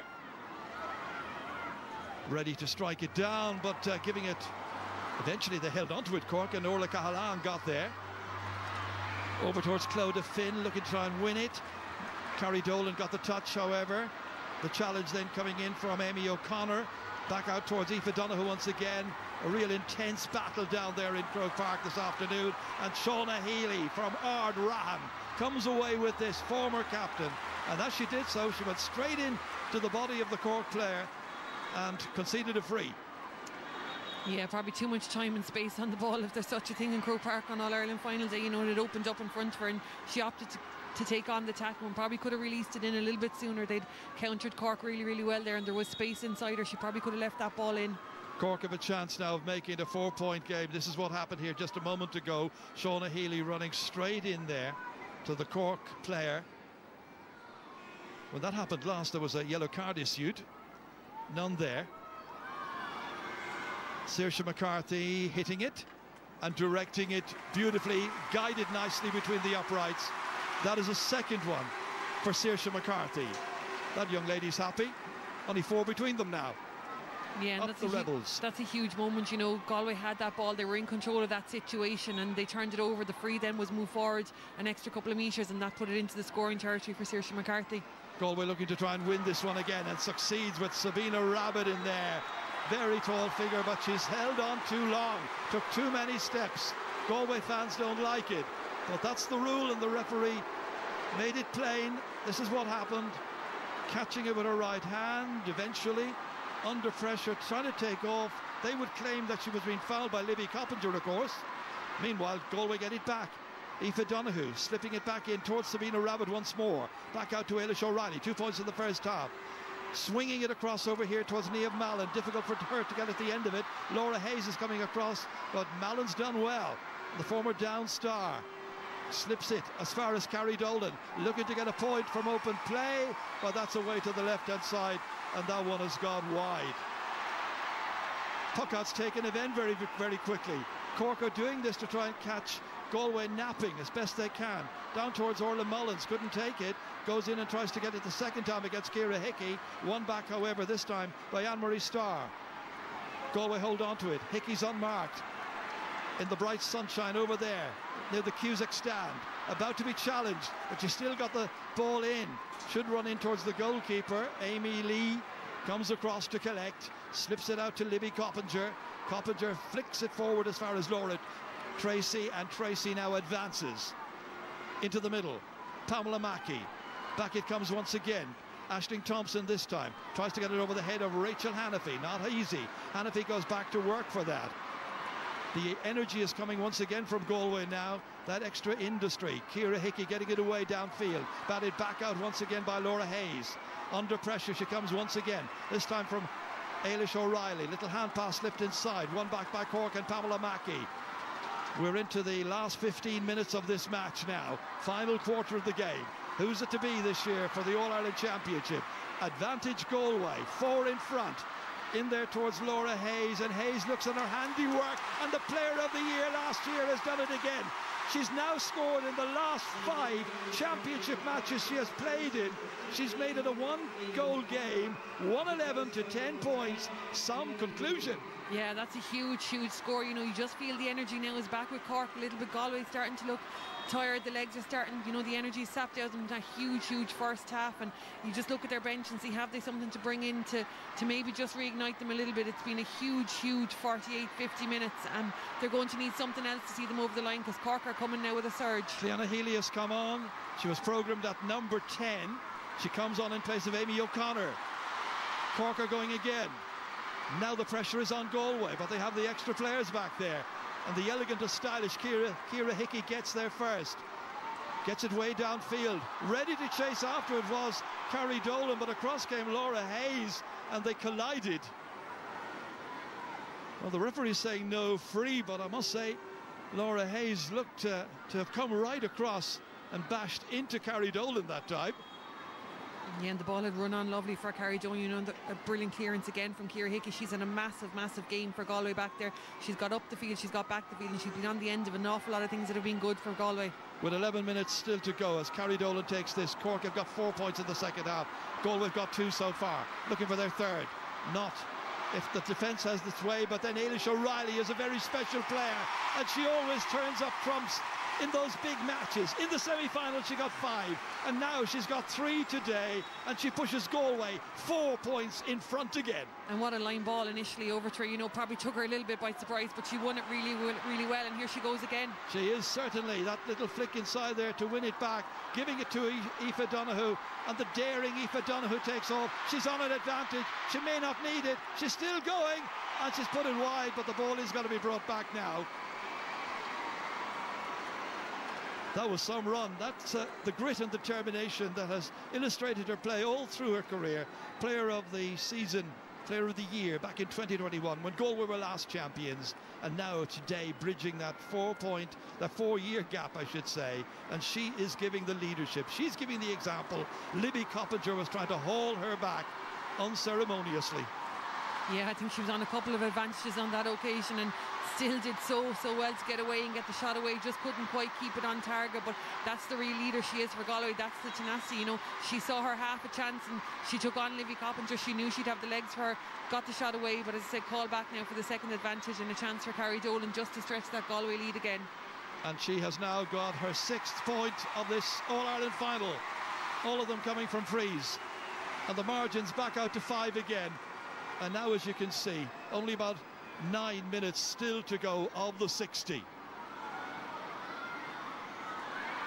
That puck out there. Cork trying to win hard and win it well against Emma, with Emma Murphy trying to go for it, but Galway are battling. Real scramble for possession, taken in there by Galway, one back. Dermot Higgins in there, helped out by Niamh Mallon, swung it up into the air. Cork have 3 defenders coming to try and get it. Little bit of indecision, but then the ball pops up neatly for Sabina Rabbit. Hand passes it back there. Clash of bodies, comes out as far as Maria Dillon, looking to add to the goal she got earlier on. Comes down off the stick of Amy Lee. Cork get away with that one. Still 113 to 11 points. Swept away downfield once again, but the extra player is the one who's the beneficiary of that long clearance, and Ciara Hickey has it and sends it back once again into the middle. Cork there, getting it with possession. Aoife Healy, into the centre it comes. Moved forward here by Laura Tracy. Slipping it as far as Laura Hayes. Into the centre, fumbled initially, then regained by Saoirse McCarthy. Ready to try and take it around the nearest Galway player, who is Carrie Dolan. And the referee is going to speak to Carrie Dolan, and I think she's going to be the next one to see a yellow card. Yeah, and that bite just coming back into it now as we enter the last 10 minutes. You know, there's battles going on all over the field. You see Alwyn Rabbit and Aisling Thompson going toe-to-toe together there. Anywhere Aisling Thompson goes, Alwyn Rabbit's in her face. But Sabina Rabbit's made a huge impact since she's come on. You know, she's been able to catch a couple of balls there. She's been able to lay it off to a couple of players, and she's brought a real energy to that Galway forward line. It's been energy sapping for them, and they'll need something more now to see them over the line. Yellow card for that. Jennifer Hughes has come on for Galway. She replaces Olwen Rabbit. Free coming up. Saoirse McCarthy the taker. 2 points so far from frees.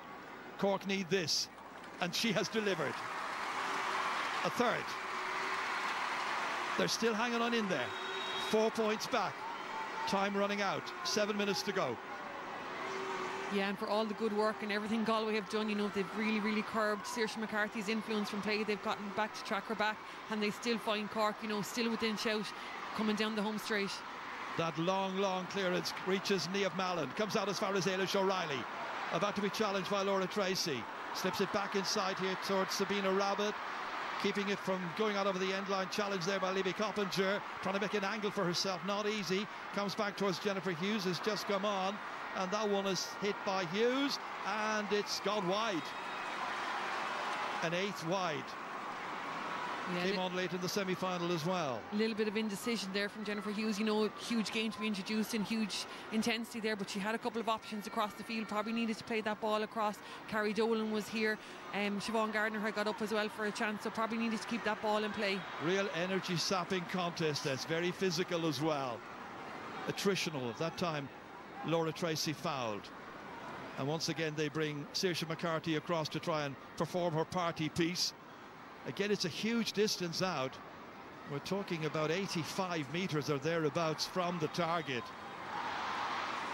Whatever light breeze, and that's very light altogether today, is behind her.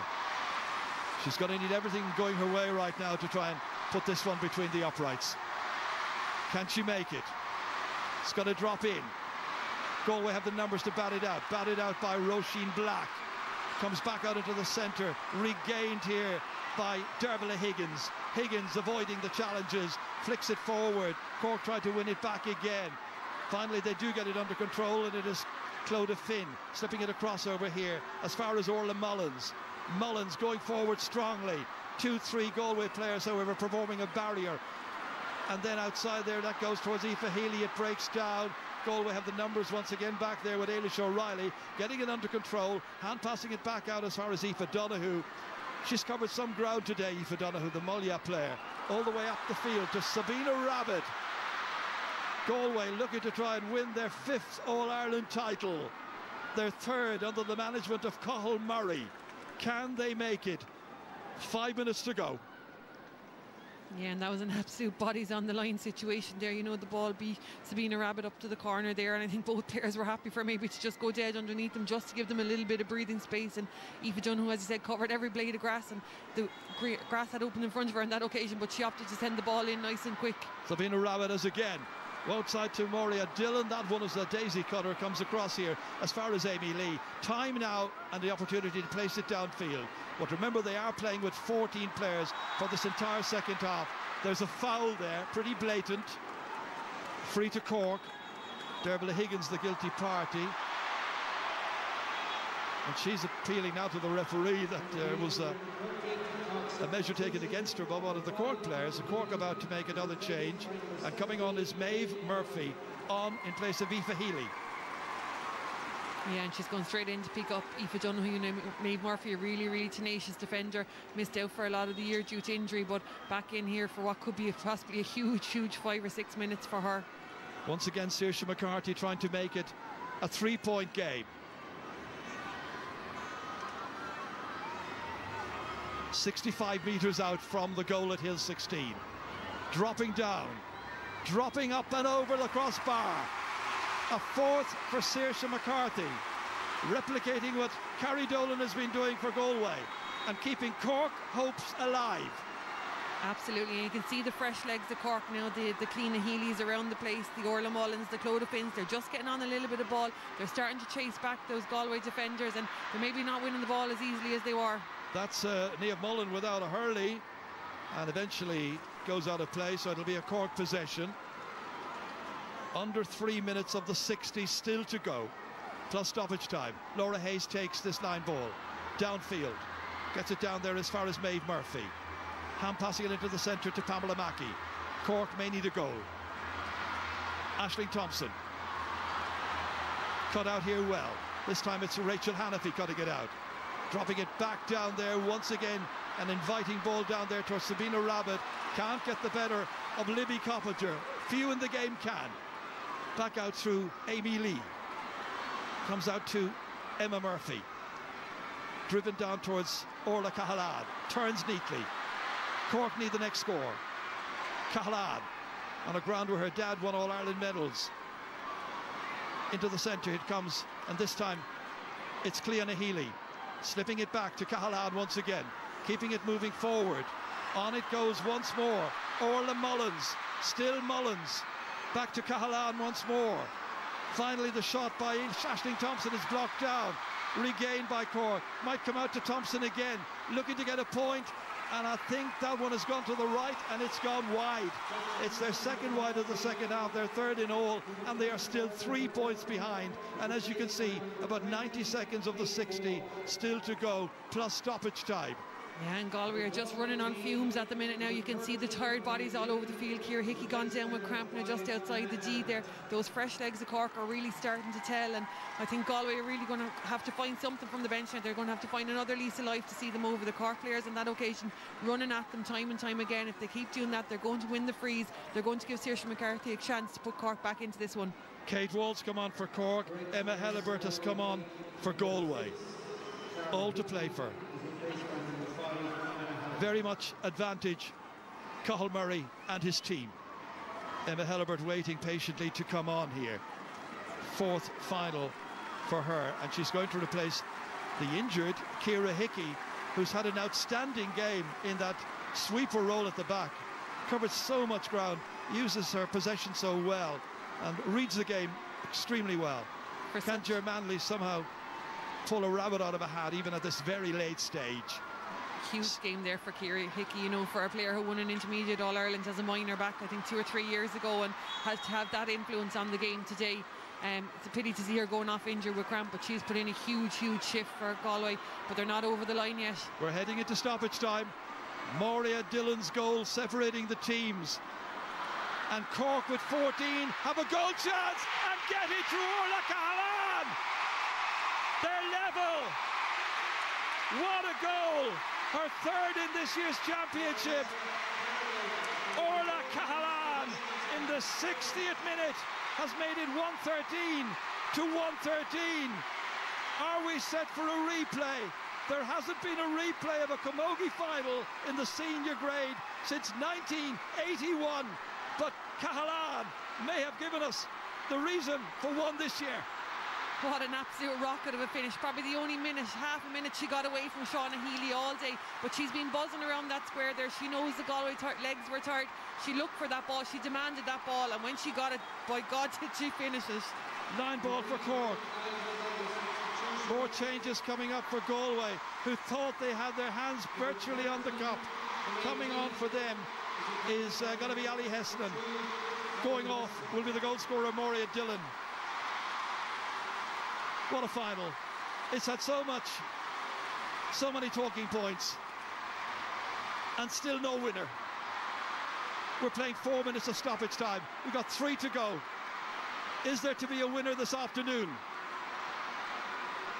Cork looking to try and win it. Galway looking to try and hold out. Galway have the possession back once again. Collected in there. Siobhan Gardner was the one initially, and that ball out of play off Carrie Dolan, I think, and it's going to be, is it a line ball or is it a free? Because Carrie Dolan looked like she was fouled that time. It's got to be possession for Galway. A chance for them and for their captain maybe to win the game this late on in the 2nd minute of stoppage time as a result of that foul by Kate Wall on Carrie Dolan in front of an attendance of 28,795. Dolan with 6 points so far. Her auntie, Therese Marr, led Galway back in the 90s to victory. Can she lead Galway to victory this afternoon and break Cork hearts? Up into the air this one goes, and where's it gone? It's gone over the bar, and Galway are in front again. A 7th point of the match scored by marvellous Carrie Dolan, and it's 114 to 113 in an absolute classic Camogie final at Croke Park. There's still a few moments left. Almost a copy of the one she missed in the league final here a few years ago against Tipperary from this side of the field, but what a score and what a time to get it. Just after Cork got themselves back into it, Galway come again, looking to try and hold possession now. Still they battle, still they work, and finally taken up here by Maeve Cahalad after her sister had scored a goal that looked like ensuring a second day. Down it goes towards Orla Cahalad, but there are too many Galway players there for it, and Emma Helleber takes it, and we're after playing 3 of the 4 minutes of added time. Downfield as far as Sabina Rabbit. Rabbit going forward for Galway. Galway 1 point up. Still Galway trying to press home their advantage towards Ali Heston. Can't take it. Taken instead by Laura Tracy. Hand passing it out to Laura Hayes. Laura Hayes hand passing it to her right hand side. Taken there by the goal scorer Orla Cahalad. Cahalad feeding it down. All the question of how much time is left. In the last 30 seconds, Laura Hayes feeding it in, but there are so many Galway bodies back there, and that numerical disadvantage that Cork have suffered from in the second half is proving very costly at this stage, and Galway still have it. They hold on, they get it out as far as Aoife Donoghue. Donoghue advancing, 3 after him, can't catch her, all the way down towards Sabina Rabbit. We're nearly after playing the 4 minutes of stoppage time, but they always say it's at least out over the sideline. Line ball coming up to Cork. Do they have enough time to get the ball downfield once again? Will Cathal Murray win the championship as Galway manager, as he did in the past, twice? They're playing away inside here. There's an injury to a Cork player. The referee wants to halt the play for a while. Cork wanted to bring it downfield through Maeve Murphy, but the referee is saying bring it back. I'm not sure how many potential frees I could have counted in that last minute of play there, but what an up and down game, up and down the field, and huge moments. Huge credit to Sabina Rabbit. I think she's held up the ball so many times inside there. She's been on her own inside that 45 against 3-4 Cork defenders on occasion, and did really well to maintain possession, gain possession, maintain possession, and it's a case of the referee now and counting down that clock. It's an astonishing conclusion. The referee has told them there's 15 seconds left. This is all there's left for both Galway and Cork. Aoife Donoghue trying to make sure that the referee's whistle will sound now, and they will be champions for 2025. What an astonishing end to the match. Galway have beaten Cork by just a point. Galway return to Camogie's summit. They beat the defending champions. They atone in part at least for last year's loss. They're back at the summit, they're back at the top. It's the team's 5th O'Duffy Cup success and a first since 2021. Elaine, we thought we were thinking about a replay a few moments ago, but that late free by Carrie Dolan nailed it. It was a pressure free. She took on board that pressure. The two managers embrace here after a fantastic final. Yeah, where do you even start with that? Look, as I said beforehand, when Galway and Cork come to Croke Park on All-Ireland final day, you can throw the form book out the window. Nobody had this on the card. There was nothing here, but look, I think if you look back at the Under-23 championship earlier in the year and the final that played, it showed that Cathal Murray and Galway could do their homework. They've ticked away nicely all year as Galway do. Their body clock is set to be here on All-Ireland final day, and when they get here, they bring a work rate. Their work rate was unmatched. They were gassed coming down that final straight, and yet, the likes of Sabina Rabbit, when she came in, found the time, found the energy to win those dirty balls. Look, credit to Cork, they've been outstanding champions. They went down to 14 players, 5 points down at half-time. They had it all to do in the second half, and they brought Galway right to the cusp. These two teams bring out the best in one another, but huge credit has to go to Cathal Murray and his management team. The way they've prepared for today and the way they've executed that plan, it just shows work rate will win out time and time again. Well, after 4 finals in Croke Park, this is how it finishes in the Camogie. Cork 1-13, Galway the champions, 1 goal and 14. Ger, unbelievable stuff, yourself and Elaine. Let's go straight to Eilish O'Reilly now. She's chatting to Valerie. Eilish, congratulations. Galway are All-Ireland champions. How are you after that madness? Oh, I'm absolutely wrecked. That is sweet. Like, when they got the goal and to respond the way Carrie did shows a lot about this team after we were written off so much. All we heard all week was the 3 in a row, the 3 in a row. We were there to take it off them, and we came out. And I think we proved a lot of people wrong.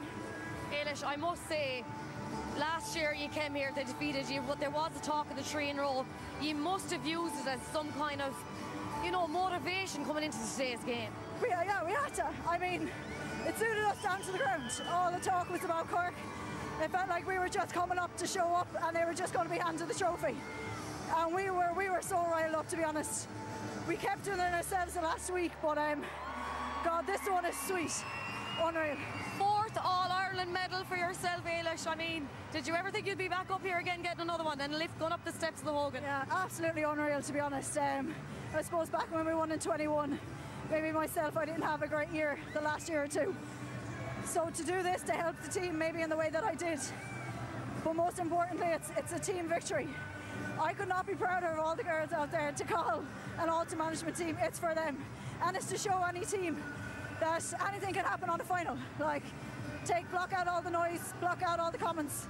Once you believe within your own group, and they instill that belief in us. And I am just so happy, cannot wait to get to my family and friends. I know my granny's at home watching, so this is for her.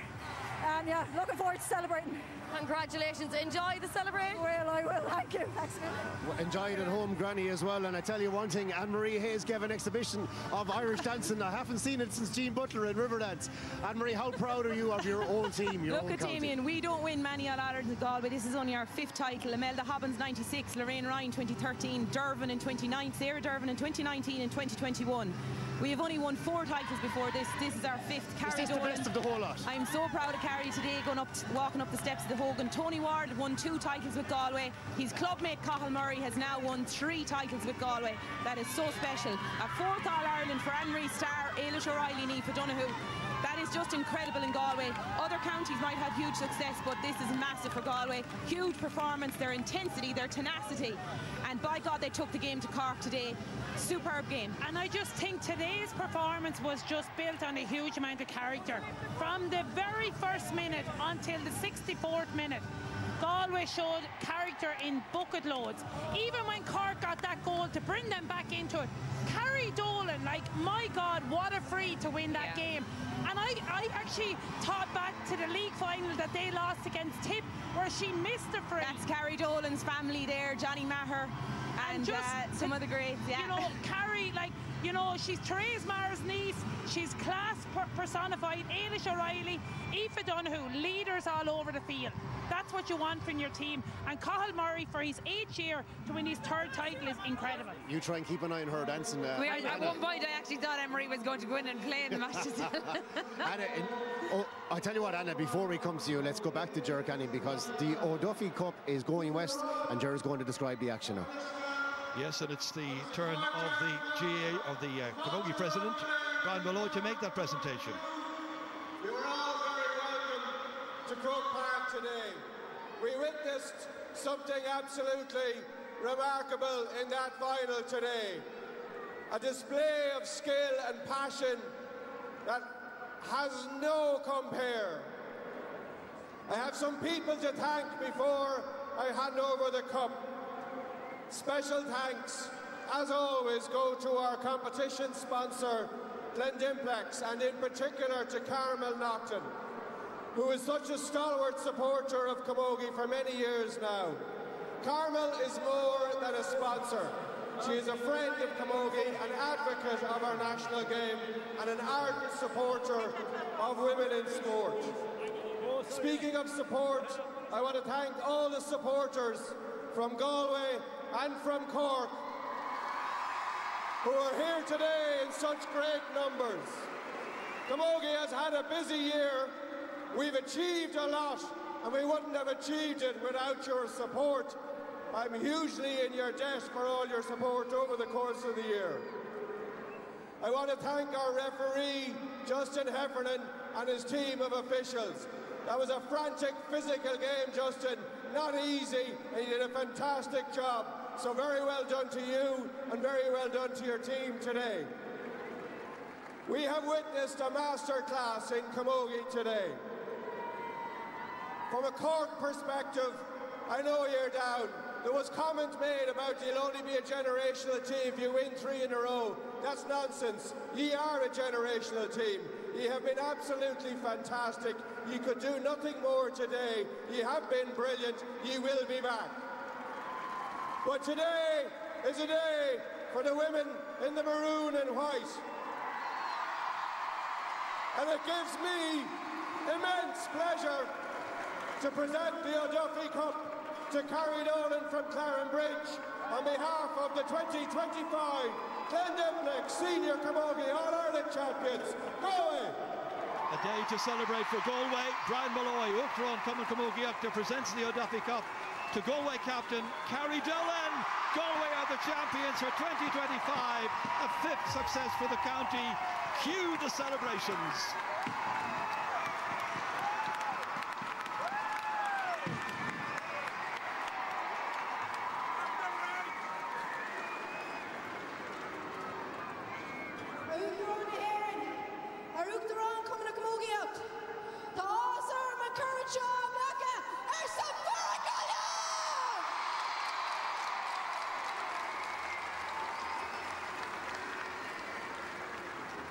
It's an honour to stand up here today and accept the O'Duffy Cup on behalf of everyone associated in Galway Camogie. This isn't just about today, it's about a journey we've all taken together. And to make that happen, there's a lot of thank yous I want to make on behalf of the Galway Senior Camogie team. I want to start off commiserating with Cork. What a team. 2 in a row, league champions. A team going for 3 in a row today. Down to 14 players. Ye died to the very end. Ye bring out the best in Galway Camogie, and ye should be very proud of yourselves today. Boolabus for Cork.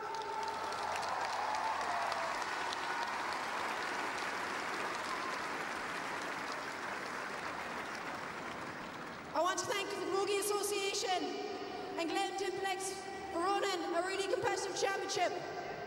For Croke Park and to Justin Heffernan and his officials for today, a round of applause.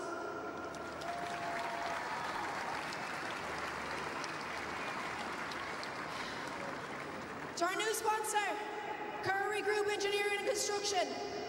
To Windsor Motors for our kid fan. To the Old Barracks and Gourmet Food Parlour for feeding us. To CityLink and to Fahey's Bus for transporting us all year. Can we get a round of applause?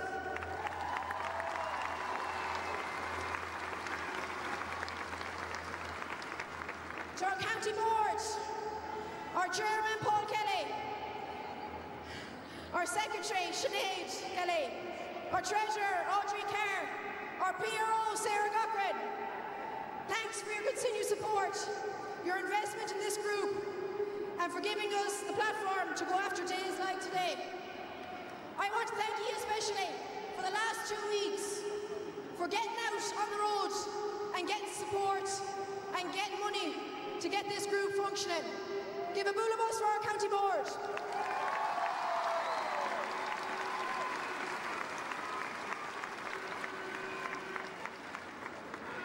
To 39 players to my left, it goes without saying that I want to thank you for your efforts and commitment over the last year. 12 months ago we stood up here with tears of sadness and disappointed. Today, you stand here with tears of happiness and of joy.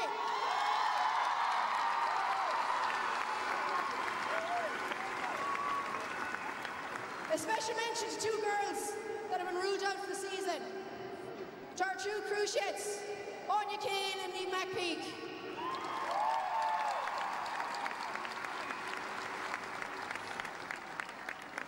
You epitomise everything that's great in this group.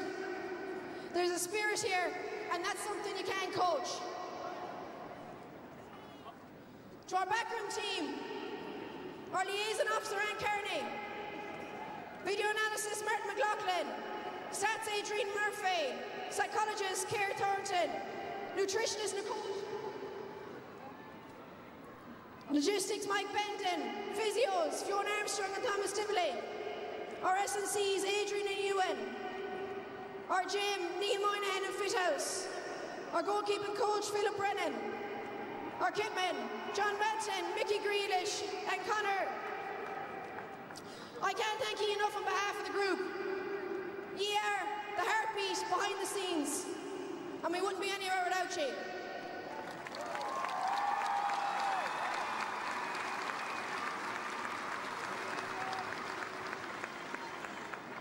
To our coaches, the 4 wise men, we could see your goal from the start of the year, and that was to make us into better players.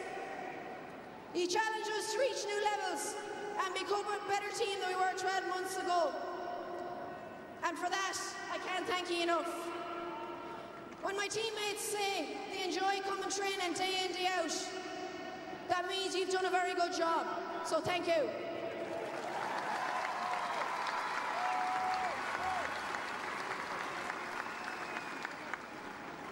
To our manager, Cathal Murray.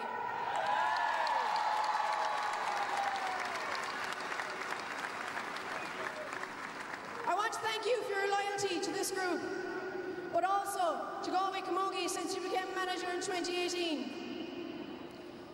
When you were reappointed this year, I read what someone had to say about you.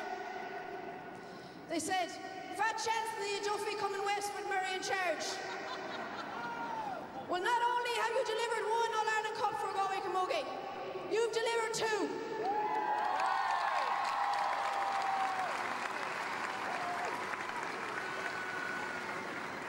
It would be remiss of me not to mention your mom, Eilish, a great Camogie lady, and no doubt she's really proud of you today.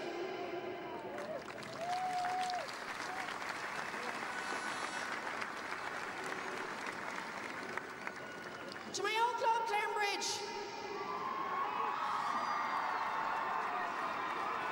I can't thank you enough for your support. To the rest of the clubs,